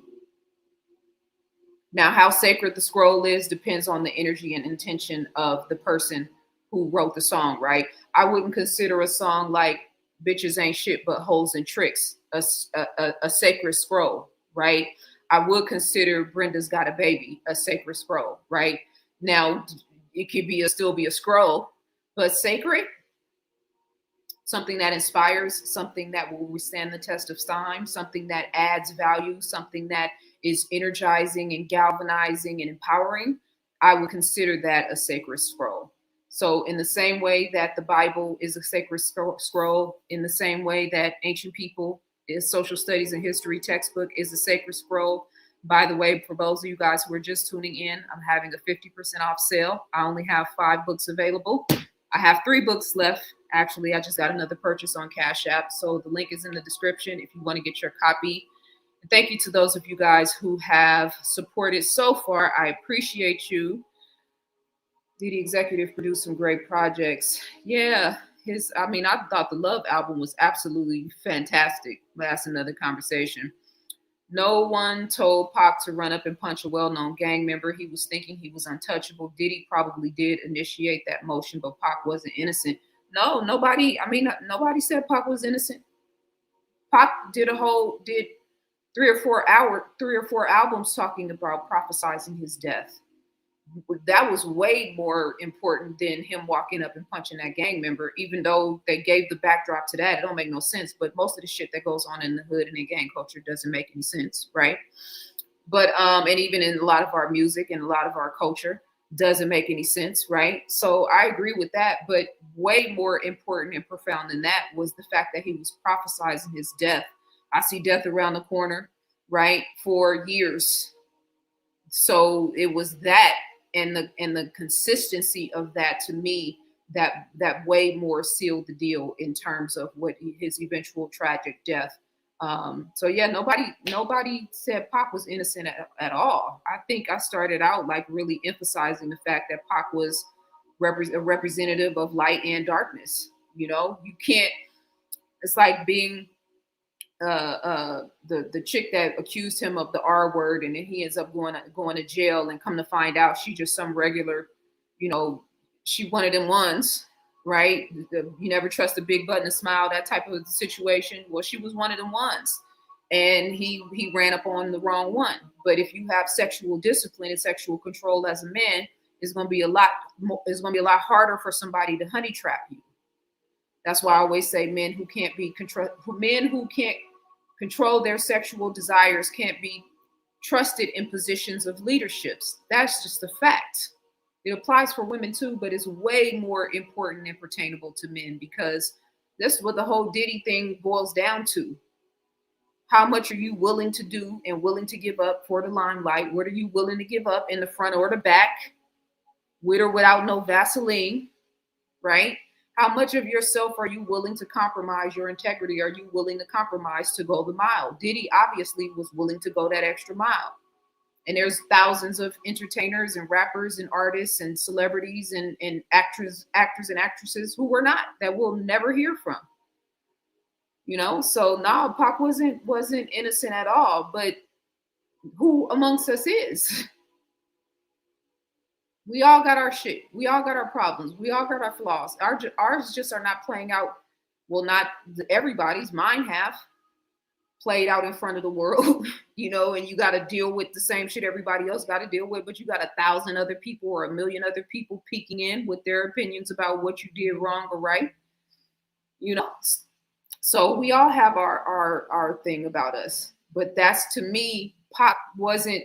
He was loud with his shortcomings. He was loud with his flaws. He was honest about his fuckery.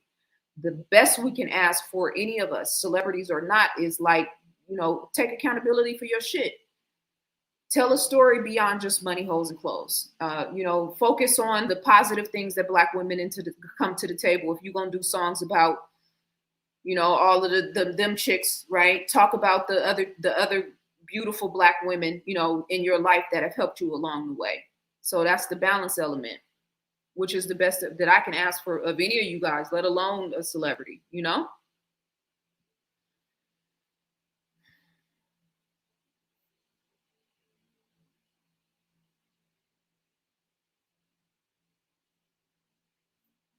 The origin of hip hop is equal to hieroglyphics because of graffiti.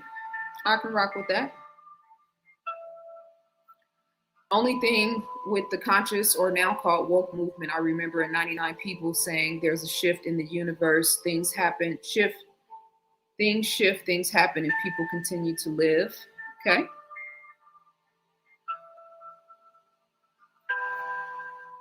So, due to the writings on the wall, are artists attached to hip hop genre family becoming participants when they express themselves verbally over a drum beat? Okay. I'm just checking up what you got, trying to catch up on the chat room real quick, you guys. I can see I'm hella far behind.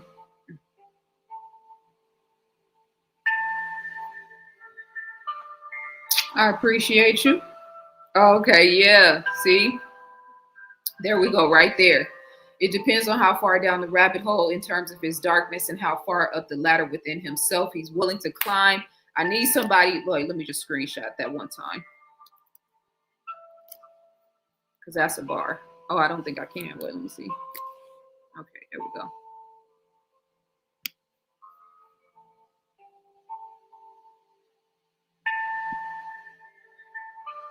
Okay, I think I got it. Yeah, I got it. Okay.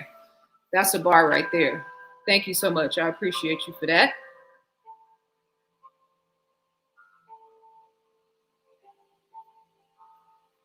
Greetings from South Side of Houston, everybody. Much love. Glad to have you with us. I'm hella behind on the chat room, y'all. Pardon me. I'm hella behind on the chat. Okay, let me see. Yeah, hit the like button, family.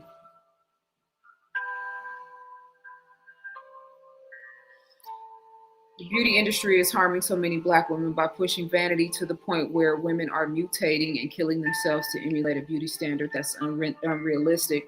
So yeah, and that goes back to the point. Thank you, because you're bringing me back around. I know I'm all over the place, you guys. So one of the points I wanted to make, and speaking of the point, which is the authentic self, I have one spot available. The information is in the description for 5 consultations for $50 each. I only have one spot. I had to. This is the cheapest I've ever, or the least expensive, because cheap, the word just doesn't quite do. The least expensive I've ever offered my consultations for, and I'm kind of closing out the year trying to add some service and some value to a couple of people's lives with my one-on-one consultation. So you can get information in the description about that. And then I have 3 books remaining. I have 5 at the beginning of this conversation. 50% off of Ancient People, a Social Studies and History textbook. This is the most beautiful gift you can give to someone in your cipher at this day and age, or at this time. And information on that is in the description as well. If you send your payment by Cash App, you can save the $8 shipping fee, because I avoid paying 2 fees to access my own funds through my own websites. I won't get into all of that, but to your point, Nicole, in terms of the beauty standards. And so this is that point about authenticity and the true authentic self. Pac was clearly a representation of that. The best parts of him and the worst parts of him. We know Pac was living in his true authentic skin and his true authentic self. And that was the thing that was the real rub, right? You talk about jealousy, you talk about envy, somebody's just being themselves, and it sends you into a tailspin and you crash out, right? Because you can see the beauty in another person.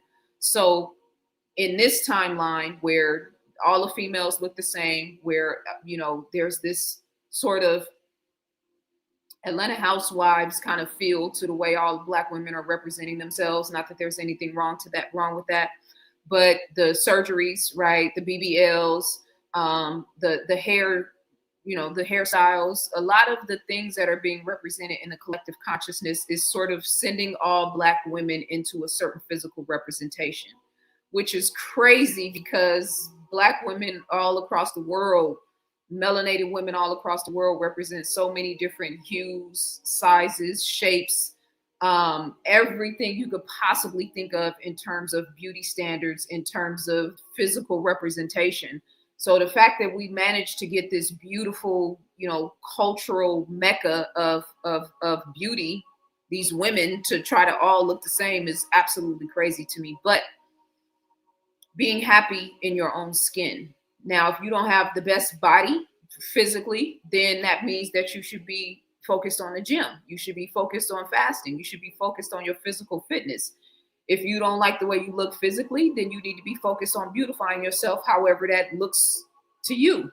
If you feel like you're behind the times in terms of, like, I've been seeing a lot of things talking about men being lonely, right? This epidemic of men, young men and loneliness, right? And I think the caveat to that is that men are your pressure right now, your job right now, your learning curve right now. I keep putting lotion on my hands because it just seems like the right thing to do. Your job right now is to really get in alignment with yourself, with your emotional self. And that's the hardest thing for men to do right now. And so that why are we having this thing about men being lonely, about men feeling like there are no decent women, no good women? Yeah, that's why. Because you're gonna have to step your game up in terms of your self-love to start meeting the quality and the type of women that you say you want. You have to prove it in the way that you love yourself. You have to prove it in the way that you treat yourself. That's just where we are in the timeline right now, you know? So let me come back to the chat room because I'm hella behind. I always believed that Pac was our last great black leader. Diddy's our last great black elitist villain. I think Pac was not trying to be a leader, but he was one kind of by default. But he was definitely a great representation of what can and will happen if you don't, you know, get control of yourself, get control of your reactions, get control of the people that you surround yourself with. Being in that industry is a lot easier said than done, you know. And I also think that Pac was angry. He was really angry, and that anger was like showing in a lot of different ways, and it was hurting him. You know, if he hadn't been upset about getting shot, would he have even signed with Suge Knight? If he wasn't in that position where he was in jail and needed that money to bail out and all of the things, right? The chick, you know, like he said, I stuck my neck out for black women all this time, and then I got a black woman that turns around and files this R-word charge against me. So he was angry about that. He was angry about the shooting. He was angry about a lot of things, and that backfired on him as well, you know?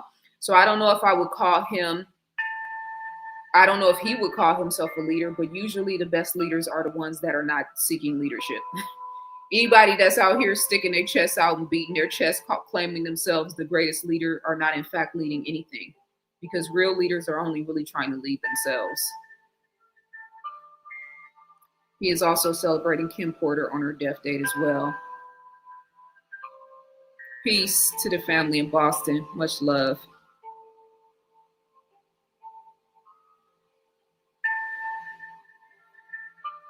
I don't think that Tupac is different from Diddy other than reputation, but the ties they have to the industry isn't subjective. I think Tupac and Diddy are 1,000% different in a lot of different ways. I think on a certain level, they may have served the same agenda in terms of, you know, Pac was on his rah-rah for a certain amount of time. And so he was promoting certain aspects in the culture that we, you know, that might not be the best, but he was also always consistently putting cultural consciousness and Black power conversations and thought-provoking content into his music, always. And Diddy never did that. So there's that aspect. There is the ongoing lineage of the Panthers, his mother, and the history that came with that, and the fact that he kept that alive in his music. There is the fact that he paid homage to his mother and paid homage to Black women very intentionally in lyrics and as in representation in his music. Diddy never did that. I think that the fact that he was multifaceted, the fact that he was a great actor as well as a musician, as well as an organizer, as well as a proponent and an advocate for Black people separates him from Diddy. I think there are a lot of ways that they are very different. That doesn't mean that on a certain level, you know, Kendrick, after it's all said and done, the thing between Kendrick and Drake, and it all boils down to it, and people are like, yeah, but the house still won, right? They're both still signed to UMG. So UMG made all the money. You know, Kendrick is just a pawn, just like Drake is just a pawn. Yeah, on a certain level, they both benefited the house for sure. On the physical plane, yes. On a spiritual level, and in terms of impact and consciousness, Kendrick Lamar and Drake are not the same. Listening to being involved in a hip hop beef or a hip hop battle where one of the representatives represents culture, where represents materialism and, you know, sort of pop culture. There's no depth, there's no soul, there's no love for Black people, there's no love for Black culture, but it is representing, you know, Black music, right? I'm talking about Drake, obviously. Not from America, from Canada, ain't got no real deep ties to loving black women, to loving black people, not celebrating them at all. And then you've got Kendrick, who has a large body of work that is speaking life into black people, that's talking about sexual abuse within his family dynamic, that's talking about, you know, the complexion and the importance of skin tone and how we're operating like this. You know what I mean? Yeah, they both serve the house in one regard, but in terms of like waking up the masses, in terms of consciousness, in terms of impact, and I know because people sit and listen to my videos and my content and get moved by my words and get moved by my energy and get moved by my spirit. And somebody will watch this video and it's going to help them to get some perspective and some clarity within themselves. And they'll get up tomorrow and walk a little bit faster and have a little bit more motivation and impact. So Kendrick and Drake are not the same. Just like Diddy and Pop are not the same. That doesn't mean that they both can't serve a bigger agenda. Kyrie Irving and LeBron James are not the same, right? That doesn't mean that Kyrie isn't playing, you know, when it all boils down to it. No, he didn't take the shot. No, he wouldn't promote the shot, but he's still playing for the NBA, right? So he's still doing his thing and speaking out and being vocal and representing that high vibration, but he's still contractually obligated to the NBA, which is an institution that has mandated on a majority black players and franchise or teams, mandated poison on the majority of their black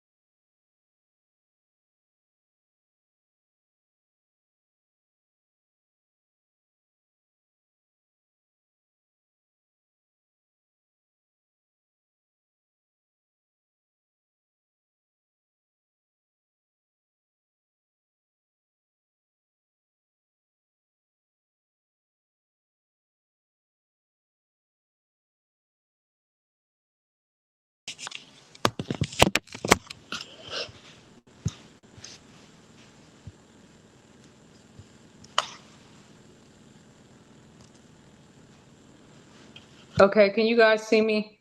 I had to I was on a roll too. I had to log in on my phone. So let me just check the chat room and let me know if you guys can see me.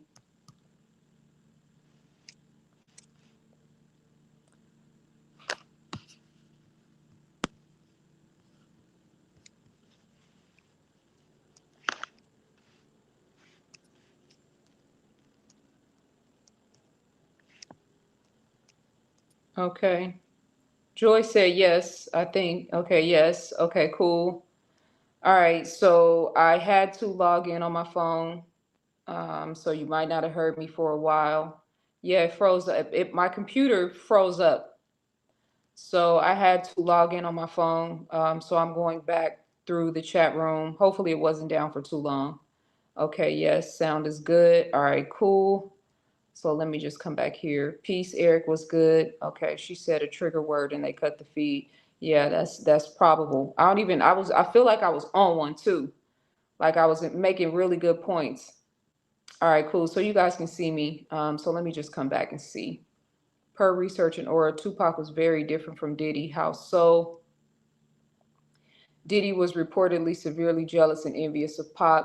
No need to envy self likeness. Yeah, that's real. I mean, that was one of the ways for sure, right? Yeah. Oh, so that's the thing I was making though. The point I made about Kendrick versus Diddy, Kendrick versus Drake, right? LeBron versus Kyrie, right? And it's one thing to stand up within the system for yourself, which I'm 1,000% in support of. But then it's also to recognize that, yeah, I'm still working for a system that is actively engaged in inflicting harm on people, including myself, because they still to this very day like have for sure energetically ostracized Kyrie, right? He's not playing on a level playing field. And we can only imagine how much sort of subtle backhanded shit they do to him on a day-to-day basis that he can't even talk about, you know? So he's still in essence working for the beast. Somebody mentioned Liar Cohen, right? Somebody, with again, Drake versus Kendrick, UMG, they both, represent that same thing, but both two very different energies and frequencies. And I even said when Kendrick did the Louis Vuitton show, the when he did his, and it was beautiful and it was dope and it was fly and all the things, but I recognized um, at the end of the show, they put the rainbow flag up. And it became like a homage to the LGBTQ culture and community, which is all good. You got every right to do so. But I think that was one of those ways where they kind of maneuvered Kendrick and used him in a way. And he may have been conscious of it or not. I know he did the Auntie Diary song. So he's, on his album talking about his auntie and her experience. But yeah, I saw how they used him at that point. I saw how the algorithm used him. So yeah, it's that. But then on the deeper level, for once, we had a chance to talk about hip hop and to talk about the importance of lyricism, the importance of intelligence, the importance of like black men being studious, black men from the hood being studious. So that's two different frequencies, that's two different types of impacts. And on a surface level, yeah, it's about the physical, but on a spiritual level, these are things that are still going to be talked about, 30, 40 years from now. Tupac has been dead for how many years now? And we're still talking about him and they're still harnessing his energy, you know?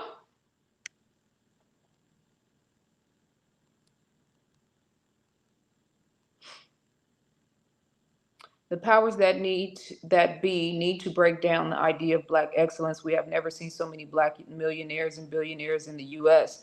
That's a fact. And we've also, and so the thing about that is um, being able to, because a real important question is, why is it that we have so many black millionaires and billionaires, but that impact and that influence is not trickling down where it's helping us to really sustain our culture and our communities, not just for the sake of buffering poverty, but also for the sake of like really monopolizing our culture, monopolizing our excellence and our brilliance and turning it into economics. Even with like how we see all the black people that are going to Africa, different parts of Africa, and setting up shop there, right? And meeting with politicians and meeting with kings and meeting with, government officials in different parts of the continent. I think that's beautiful. I'm all for that. I just don't understand why there's no reciprocal energy in terms of, yes, we also want African, you know, companies and distribution and building. We want you guys to come to America and help us revitalize Detroit. We want you to come to America and help us revitalize the hood in Chicago. We want you to come to Oakland. We want you to come to Compton. We want you to come to Brooklyn. We want you to come to Miami. We want you to come to Houston. We want you to come to Dallas, right? We want you to bring all of that African genius and know-how and all of the things that we're celebrating African culture for. We want you to come and help us build up our communities and our culture in America too. I have not seen that conversation had, not once. And I'm actually a person that doesn't like when people say that, because there's always somebody saying the shit you think nobody else is saying. So every time somebody's like, nobody's talking about this, there's always somebody else talking about it. But I personally have not heard that conversation being had. And I don't understand why.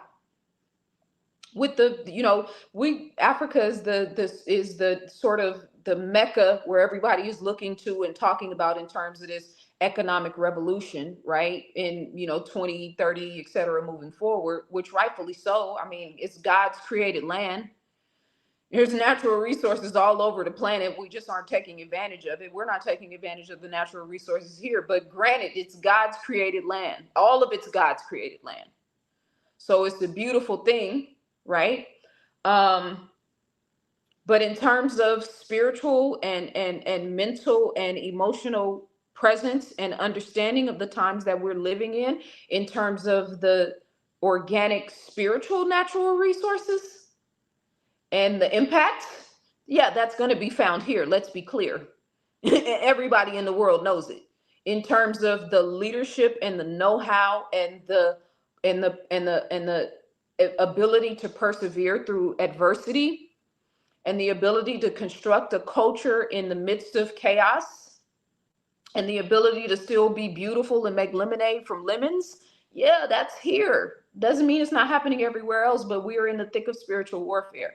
So I'm saying all of that to say there is no real reciprocal energy in terms of Africans pouring back into Black people in America, the way that there is such a big intention of Black people in America going and investing in, going in and participating in on the other end of the spectrum. That's what I'm saying.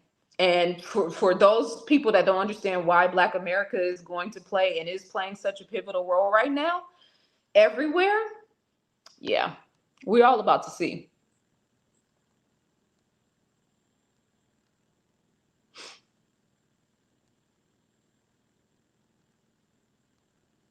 How does one support you with our Cash App? Do you have PayPal? Cash App is for sure. And Cash App is actually in the description. My Cash App information is there. You can go. Didn't I put it in there? Yeah, it's in the description. $, ZaZa Ali. Capital Z, small a, capital Z, small a, capital A, small Li. I would type it in, but I don't know how to do it from my phone. So, yeah, my Cash App information is in the description. And I appreciate the love, you guys. I really do. Thank you so much for the super chat. Let me see. Super sticker. I appreciate you. Much love. And again, you guys, that sale for, I didn't mean to do that. That was an accident. I didn't mean to do that. Delete comment.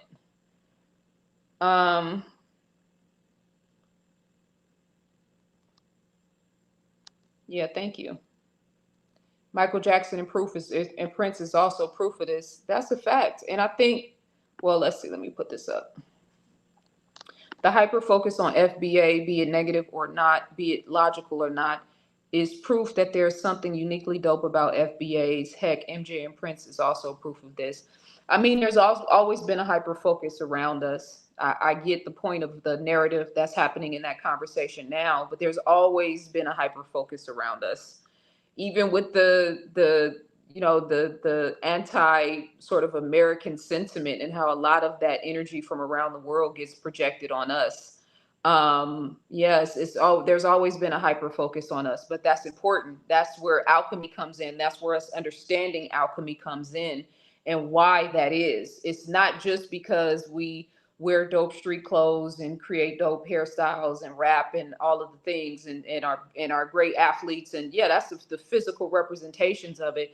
But it's also because there are certain ones among us, right? We talk about alchemizing.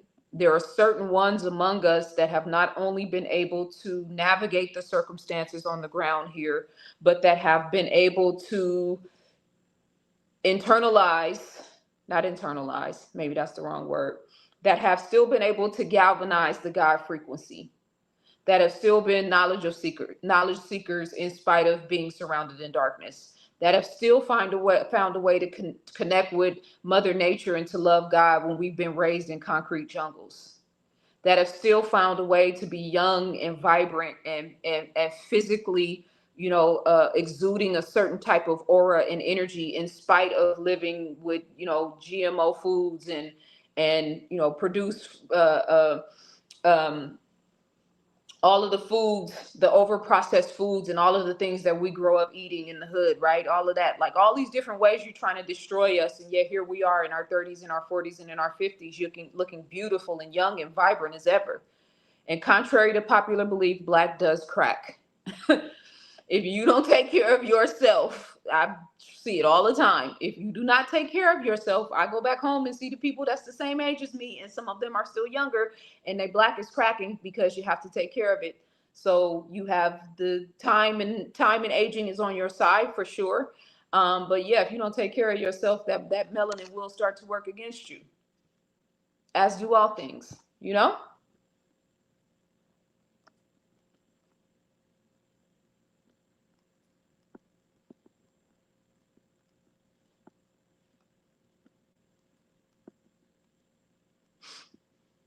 It cracks because stress ages one fast. That's a fact.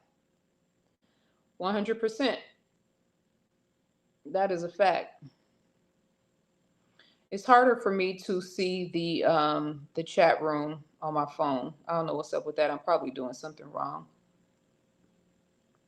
So I want to try to read you guys' comments, as many of them as I possibly can. And we are going on now 2 hours. Yeah, I've been talking for 2 hours.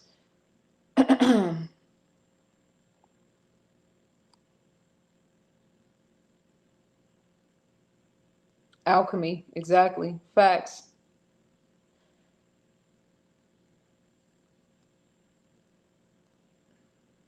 Isabel Milton, a bone reader from South Africa, when she said in one of her videos that the Black American client she reads as very different, unique from the one she has not only in South, I think the rest of that said Africa, if I remember correctly. I mean, there is South Africa, but anywhere else in the world. So, and I don't, when I'm talking about these things, it's not an air of superiority. And I know a lot of times we look at it from that space automatically. It's not an air of superiority. This is a heavy ass cross to carry. You know what I mean? Like, it's not really a flex. It is a flex, but it's not a flex if you're not on your square. It's not a flex if you're not taking this shit serious. And I don't mean like you just got to be super hardcore, all the time, 100% serious. Nah, that's not what I'm talking about. I'm talking about embodying love. I'm talking about talking the talk and walking the walk. I'm talking about being in this world and not of it, which is the hardest thing in the world right now, because God knows there's 1,000 ways that I could compromise myself and my integrity to get ahead right now. Just as a woman, just as a Black woman, just as a social media influencer, all of the things, right? There is 1,000 ways to cut corners and to get ahead if you're willing to compromise yourself and have integrity, or compromise your integrity. But if you're trying to stay on a certain path, and you're taking the road less traveled, and you are trying to do it based on your own hard work and accord and all of the things, yes, it's a much more difficult path. You notice your family and friends, the amount of support you get for eating well, the amount of support you get for not drinking and doing drugs and alcohol and whatnot, the amount of support you get for the number of books you read, the time you fast, right? The courage it takes to leave a job and to step out and to start your own business. How many people will try to discourage you from starting your own business opposed to being locked in at a job? And just the mindset of that. It's better for you to be comfortable than to take a chance on yourself and to believe in yourself and invest in yourself. That's why it's so hard for us right now, because all we really want to do is create from our highest and best selves. All we really want to do is radiate love and light and to be able to live life on our own accord. You know what I mean? All we really want to do is just have peace of mind. That's what it really boils down to. I tell my clients that all the time. We go into these big, fantastic conversations about all this shit, from relationships to work to low self-esteem to trauma to chaos to lack of self-worth to lack of self-awareness to I'm lost to I feel great to all of the things. All it really boils down to is we really want peace of mind, and to feel loved and to feel valued and to feel whole and to be able to sleep safely at night and feel comfortable about waking up the next day and feeling good about ourselves and good about our lives. It ain't rocket science. It's actually what we came here to do. And that's why so many people are stressed. So many people are depressed. So many people have so much anxiety right now because they're doing everything but. And the shit is hitting the fan in epic proportions. That's why just focusing on celebrities right now, that's what they want you to do. Diddy's carrying his cross. 50 Cent is carrying his cross. All of this, they're all carrying their own cross in different ways. But the average Joe, the average female, the average ones among us, we're not actively carrying our crosses. We're not actively choosing and deciding our lives, going with the flow, that type, you know? And this is the hour for that.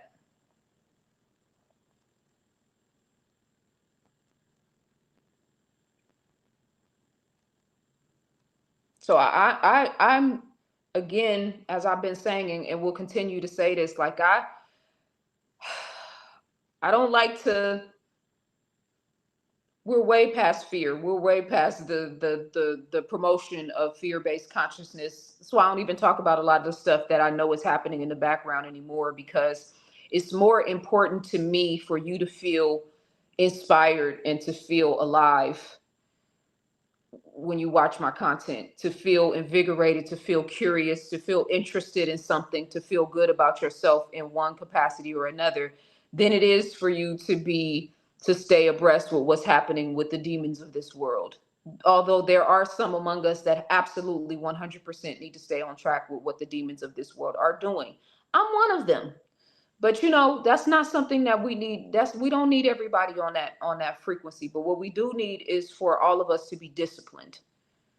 So as I can always hear the question in the comments, what's the solution? What's the solution? What's the solution? Discipline. Discipline is the solution for all of us in whatever way we need to manage that and to navigate that, you know.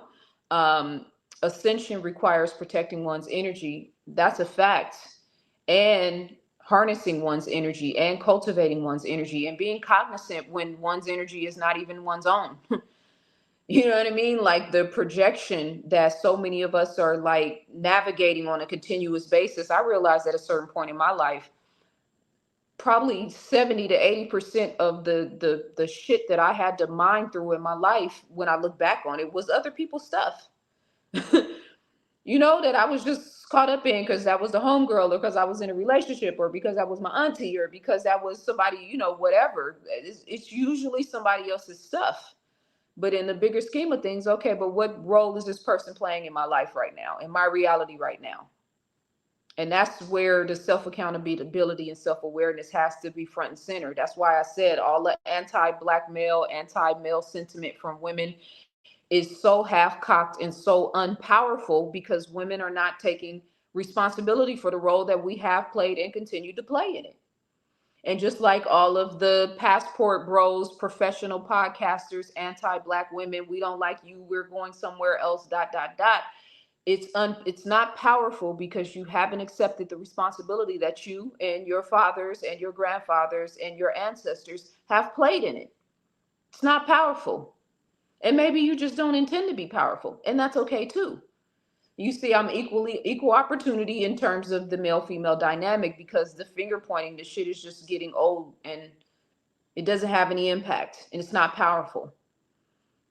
So I think that the thing that I really wanted to say about Diddy and Pac, and recognizing the flaws and all the issues and that both of them had, but the light versus darkness, the evil versus good, the righteousness versus wickedness, right? The role that we're all playing in this as individuals, because the celebrities aren't really playing the major role that we think that they're playing. They're being used. The real stars are being formed under pressure right now. The real stars of this planet have been being formed and being mined and being transformed and being, deputized and being disciplined and being fortified. The real stars have been in major master classes for the last 5 years specifically. And if you're listening to me and that applies to you, then you know it ain't really even something that you can talk about or contextualize, and a person, average person, be like, oh yeah, that makes sense. Like, nah, this is some otherworldly type shit. I know because I've been through it. The stakes are high right now. So watching how celebrity culture is being played out right now, watching how black men who are in submission to their lower nature in particular are being used in a very specific and strategic way to tether themselves to all of the other black men that have the potential to be in submission to their lower self and their lower nature, just like the women, and how all of the female rappers now are all talking about the same thing. They look like they all came off a conveyor belt, and they put a blonde wig on one and a red wig on another one and a black wig and a do-rag on another one, right there. But they're all talking about the same thing. They're all following the same pattern. They're all representing the same state of consciousness, because they want for the women who are operating on that frequency and their daughters to match with and align with that state of consciousness, because there's no power in it. It's not powerful.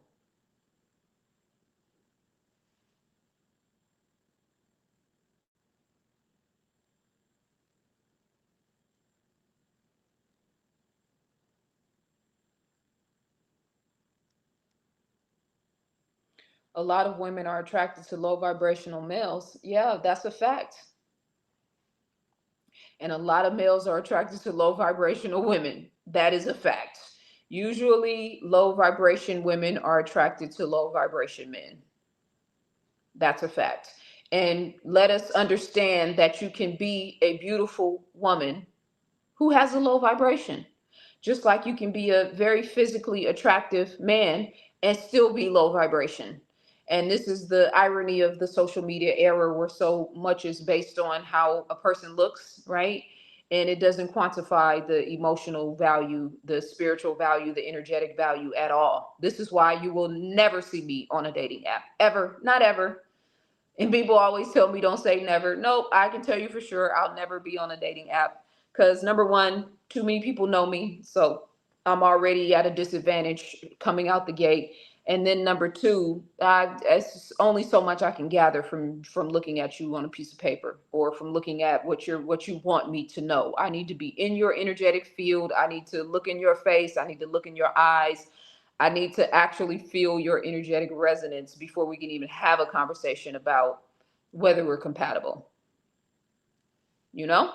So, yeah, women are attracted to low vibrational males, and a lot of males are attracted to low vibrational females. And I'm not mad at any of that. I just ask that they don't reproduce themselves.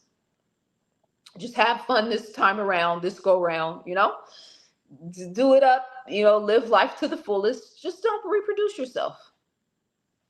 I'm saying that tongue in cheek, but then I'm also like, kind of serious about it too.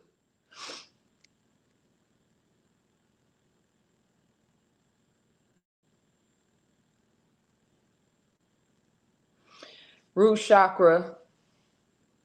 that was conceived in lust will hold a completely different psyche than one that was conceived in real love. He added that the latter is rare. Well, yeah, and so think about that.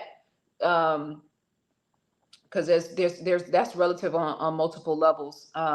So because the quality of the man's sperm, right, even before the sexual activity is produced, the quality of the man's sperm and how his vibrational resonance and how he eats and what he puts in his body, right, going back to probably like 6 months at least, I would imagine, the quality and condition of how he takes care of himself, which represents the quality and condition of his sperm, and then the quality and condition that she takes care of herself, which represents the quality of her eggs and the quality of her womb, right? The quality of the system that accepts and receives that sperm, right? And that's not even, we haven't even got to the point of love yet.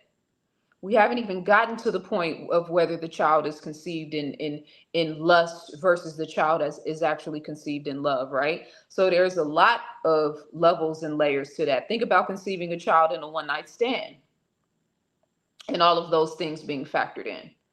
Think about conceiving a child through a test tube. I think a lot of what we're seeing right now in terms of people unraveling and the chaos, yeah, we need to go back and look at the test tube babies. We need to go back and look at the children who were created through artificial insemination. We need to go back and look at the science and the way that science and biology has been implemented in terms of, people being able to have children that maybe necessarily couldn't. We need to be able to look at a lot of the diaphragms that women were using for birth control and a lot of the birth control pills that women were using for a long time, teenagers and whatnot, the impact that it had on the quality of the egg, on the quality of the wombs. There's a lot to it. But I think that in terms of the 5% of the 5%, the pyramid structure, right? The base level is where most people are, whether they're in relationships or not. And then you start to go up and up and up that pyramid. Once you get to the tip top of the pyramid, where the 5% of the 5% are, then that's where a queen such as myself, that is where her king resides, or a goddess such as myself, that is where a god of like-minded concentration and energy is going to be found. Just like all the brothers listening to me and all of the sisters listening to me that haven't found their counterpart yet. Our goal is not to seek or to find anything. Our goal is to tap into real self-love, follow our passions, and deal with our shit, deal with our lower nature, and comb through our fears right now. All those traumas, all that poison from the upbringings, the poison from the dysfunctional families, the poison from racism, the poison from running the wrong you done ran across 10 terrible women, and now you run across a woman like me and have no idea what to do with that with me. Yeah.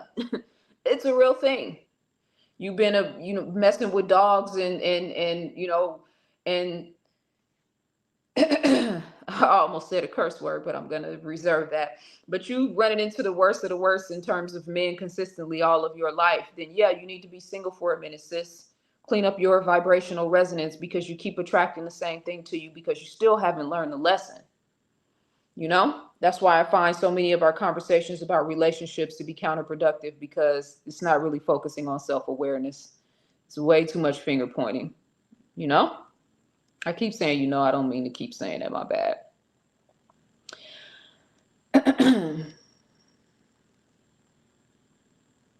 Love is definitely key, for sure.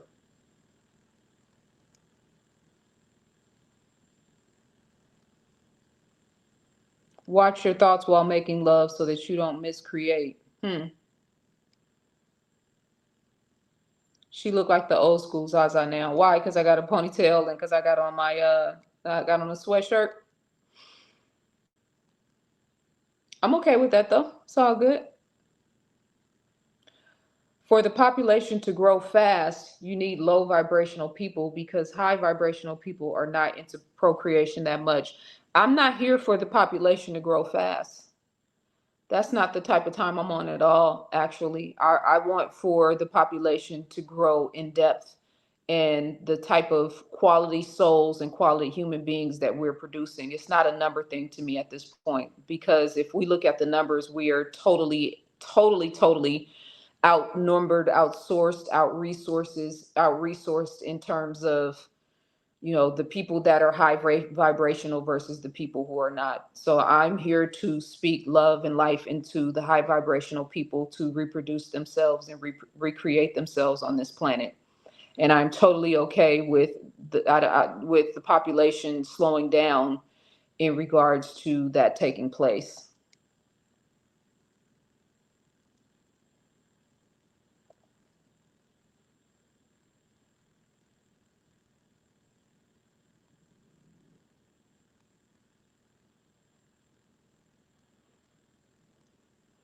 Anyone that was raised in survival mode will love you very differently than one that was raised in not survival mode. All their basic essential needs were met. So that's a great point, Nandy. And here's something I will add to that, right? Because it can depend, right? It can, and that's a rule of thumb, what you're saying for sure. The exceptions to the rule is that I know so many men who didn't have good fathers in the household that use that as the motivation to become good fathers. I didn't have a mother that raised me and that loved me properly, but it was the fuel for me to become a good mother, right? Um, I have had very tumultuous relationships with women on different points of my upbringing, of my being raised in the families and in the household and all the things. And so that propelled me to be a woman's woman, right? And to be intentional about establishing healthy, proper relationships with other women, and showing what that looks like and what that feels like, right? And so I find that there is a subset, and this is where the alchemy comes in, where there's a subset of us who didn't come from, right, loved, nurturing families and background experiences, that didn't have the visuals, that didn't see what it looked like and have that to model ourselves after, who didn't have that. And because the yearning for that was so strong, those people turn out to embody that probably more than anybody, right? And I also find that, especially with working with people who have grown up in family environments that may have been what we would call non-survival mode, right? Two-parent households. Nothing is ever perfect, right? But more of a sound structure and stability, who struggle with finding relationships that sort of match their identity of what a love and relationship is supposed to look like, right? So I think there's a caveat to that, and I feel like I definitely represent that caveat because I was raised in survival mode for most of my life, in my upbringing, my childhood. But I can assure you, to that point, right, in terms of how I care about the people in my life, in terms of how I care about my man, or a man who was in my life, and how I cater to, and all of the things, and take care of his needs, and all of that. I'm very conscientious and aware of certain things on a different type of level because of the experience that I've had. So I think that for those of us who are able to alchemize those situations, things can turn out a lot different, and you can actually experience the heights of love. That's what the alchemy is. That's what the transmutation is. When you've experienced the worst pain, the worst suffering, the worst lack of love, the worst, all the things, and you're still able to get beyond that and swing the pendulum to the other end. I think that's where the heights of love can actually be found. Being able to go from, back to that original point that I made, I don't even remember the whole quote, but that, how deep within your own darkness have you been, have you explored, and then how much of yourself are you willing to climb, the heaven, if you will, are you willing to climb in order to get to that other aspect. So yeah, I think it's a little bit of both. But survivor mode, if alchemized the right way, is where all of the magic happens, transmuting that and turning that into gold, so to speak. So yeah, I hope that made sense. It made sense in my mind. Zaza, you really remind me of twin red pillar. Y'all could be siblings. Your facial expression, your facial features, facial expressions, even the way y'all speak. That's my brother, and I'll take that. And he's, Scorpio too, so that energy is definitely there. Yeah, I have a lot of respect for red. It's interesting you said red versus blue, right? Because blue is more, a little bit more spiritual. and red is more fiery. I think I have a little bit of a nice little balance between both of them in that regard. But red definitely, well, red is my favorite color, and red pill is definitely more, a little bit more fiery, a little bit more passionate. But they're both intellectuals, which I have always appreciated about both of them. So I'll take that. I received that with love.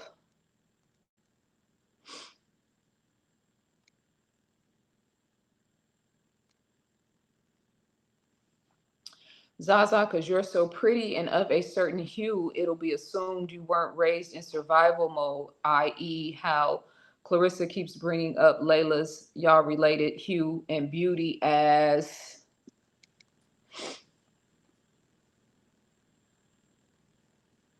if Layla hasn't been through hell due to her looks. So, yeah, that's a really good point, Nandi. And I'm assuming you're a sister. I can't see your thumbnail, but I mean, survivor mode. That's that colorism thing is a real thing, and our inability to see empathy, have empathy and compassion for ourselves is fascinating. Even the story about the house slave versus the field slave, and like, yeah, you were in the house, we were out in the field. Like, yeah, I was in the house getting raped and having an old drunk disgusting man creep into my bed every night, and then having his wife terrorize me and be the worst demon because she was mad that her husband was lusting after me, and then he put a baby in me, and then they sold my baby off on the auction block. It's like, oh, so the field slaves didn't have any compassion for the house slaves? Because I think that was probably a pretty difficult situation. It might have been better in terms of lodging and accommodations, but in terms of proximity, yeah, you might, be able to get married and have a husband. And yeah, y'all might be in a shack in the background somewhere, but y'all got the warmth of each other every night. Being the house slave. And again, you ain't, how many house slaves had a husband living in the house with them and they were able to like create a family? I don't even think that was a dynamic. So yeah, everybody that comes from the hood is in survivor mode. Everybody that has a broken family is in survivor mode. Everybody that has had to deal with self-esteem and insecurities and trauma and all the bullshit that comes from growing up in this world, let alone if you grew up in the hood, if you grew up in any urban area in America, any ghetto in America, which I did. I come from one of the worst and one of the best. Oakland, California is the absolute best of both worlds. The best of what Black America has had to offer at different points, and the absolute worst of what American culture can offer if it's not, properly contained. So, yeah, that the idea that just because you look a certain way or because you have a certain skin tone, y'all don't realize how much negative energy, these looks and this skin tone have actually brought on me. Like I was saying earlier, having to fight that dynamic in my family as a little girl. I'm talking about like 7, 8, 9, 10, 11 years old, like having to deal with real jealousy from women in my family and from women in my community. And I was just a little girl. So what was it? Because my skin tone, mind you, nobody knew I was mixed. Nobody in my direct vicinity in my school and whatnot knew I was mixed. Not because I was hiding it, just because my mother didn't raise me. I was raised in the black side of my family. So yeah, it's a heavy cross to carry. It's a benefit in certain regards, but it's also a target in other regards that people don't really, it's hard to even talk about it because people don't want to hear it. It's like, yeah, but you didn't have it as bad as me.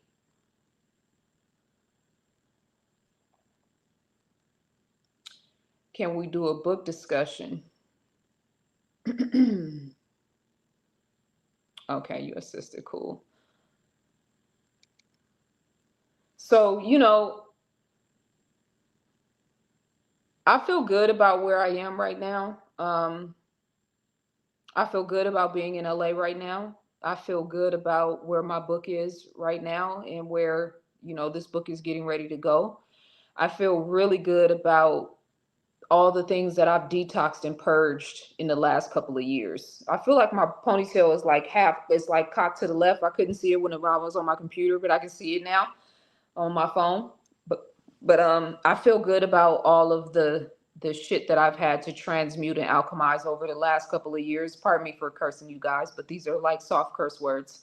I hope it doesn't offend anyone. But yeah, I feel good about where I am right now. In these last couple of weeks I've had a real heavy weight lifted off of my chest, and a real heavy weight lifted off of my spirit. I have. And so I feel good right now because I know I've been doing the work and the inner work. And I know that for those of you guys that are feeling lost or feeling alone or feeling like you can't get a grip, that's what my issue was. I wasn't making any traction in anything I was doing. It was just like nothing is working. Nothing is working. And so I had to just really stop and be still and tap in and listen to myself, that true authentic self that most of us have lost touch with. We got to find a way to reconnect with her, and we reconnect with him, you know? And so Nicole said life's pain is usually the catalyst for our greatest growth if we learn to harness it and push it to the forefront as our shields. That's a fact. And even my brother Shechem always says, he might be listening or he'll see this later. God takes care of what is it? God takes care of the elderly and of fools and the elderly and children, right? And so he says that to say that people who have what I'll say easy lives, even though it's more complex than that, but easy lives, like lack of real struggle or suffering or difficulty or adversity, don't really have, mature souls, right? They're not here to have an expansive, experience in terms of mastering energy, in terms of mastering emotions, because they're not being challenged in that way. And so those of us who have been challenged in that way, right, Black America in particular, and the specific ways that we've been challenged are beautiful, because those of us who are able to alchemize those experiences are absolutely the ones that the world have been waiting for. And I don't say that to put us in any sort of savior type complex. Nah, we're way past that. The only thing we're supposed to do is embody it. The only thing we're supposed to do is show the world what it looks like, what it feels like, to grapple with the lower nature aspect of yourself, which we see in Black America is being put out in front of the whole entire world, Diddy being one reflection of that, as well as the many others. And then the best parts of what we have to operate to put out into the world, which is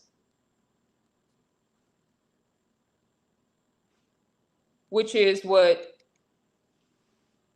people like myself are doing, and a lot of people I know in the chat room and a lot of people that listen to the content are doing.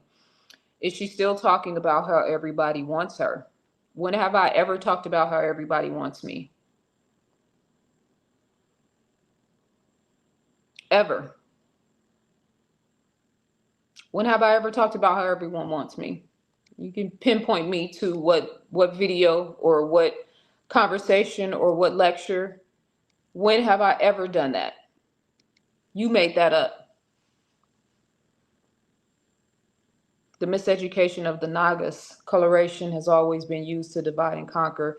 Yeah, so, and again, the 5% of the 5% that are represented in all these different, in Africa, in America, in Black America, in South America, in all of the different tribes around the world, the 5% of the 5% are the ones that are getting ready to step up to the plate right now.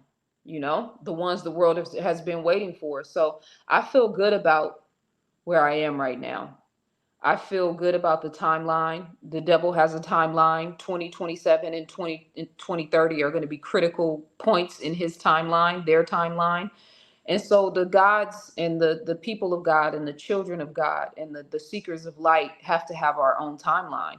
So what is your timeline to end 2025? What is your timeline for 2026? Like, what type of time are you on? Are you on that excellent frequency? Are you on that beautiful frequency? Are you on that divine feminine frequency? Are you on that divine masculine frequency? Are you on that scholarly frequency? Right? And once again, $75, 50% off. I have 3 books left if you're interested in taking advantage of that. Are you on that, woe is me, victim consciousness, scarcity, lack-based consciousness frequency? Are you on that fear frequency?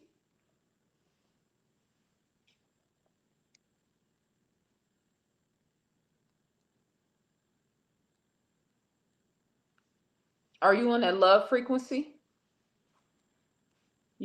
That's what the question is right now, and where you stand in this hour and in this moment, because how you feel about yourself in your life right now is what's projecting your 2026.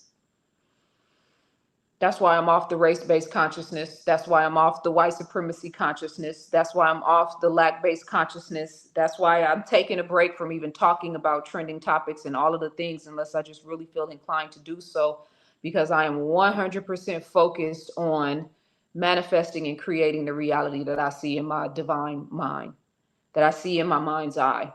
You know? Yep, only 3 left. And then I also have 5 consultations. The link for that is in the description as well, $50 per consultation. So yeah, just to go back and make sure I made all the points I wanted to make about the documentary. So 50 Cent represents, I think it's good it's a well done documentary. I think 50 Cent is, putting another notch in his belt in terms of his accolades in the film industry. That's great for him. I think that 50 Cent didn't do any of this for the culture. He did it for his own personal reasons, but that's his right, and he's in a position to do so. I also think that 50 Cent 100% represents what the establishment wants, which is for the continuation of pushing that agenda of I gotta turn my battery, my low power mode on my battery, because my battery is about to go out. I think 50 Cent absolutely is still playing his position in terms of, the type of content that he puts out to reflect black culture in America. I think that Diddy is serving his time. He is in a mass humiliation ritual that all of his family and his bloodline is paying for and is going to continue to pay for. I think his soul is in extreme turmoil, and he is being haunted. And I also think that the powers that be that have come after him are also going to come after Jay-Z and 50 Cent and all of the ones that work for them, because that is the timeline that we are in right now. They are going to humiliate and magnify the humiliation of not only celebrities, but also people in real time in the real world that have sided with Satan, that have given, that are complicit in signing their souls over to Satan directly and indirectly. And this is the timeline that we're living on. This is why just looking at celebrities right now is a very dangerous thing, because the same level of spiritual warfare that they're facing, the average person is facing too. If you took that shot, you are on a totally different timeline and reality than the people who didn't. If you took that shot and you are intentional about detoxing, intentional about getting that poison out of your body, you are on a totally different timeline than somebody who is not. Right? If you are operating, striving for the light, striving to be in a certain state of consciousness and hold a certain state of vibration, you are not on the same timeline as 95+% people on this planet right now. You are probably my tribe, you know?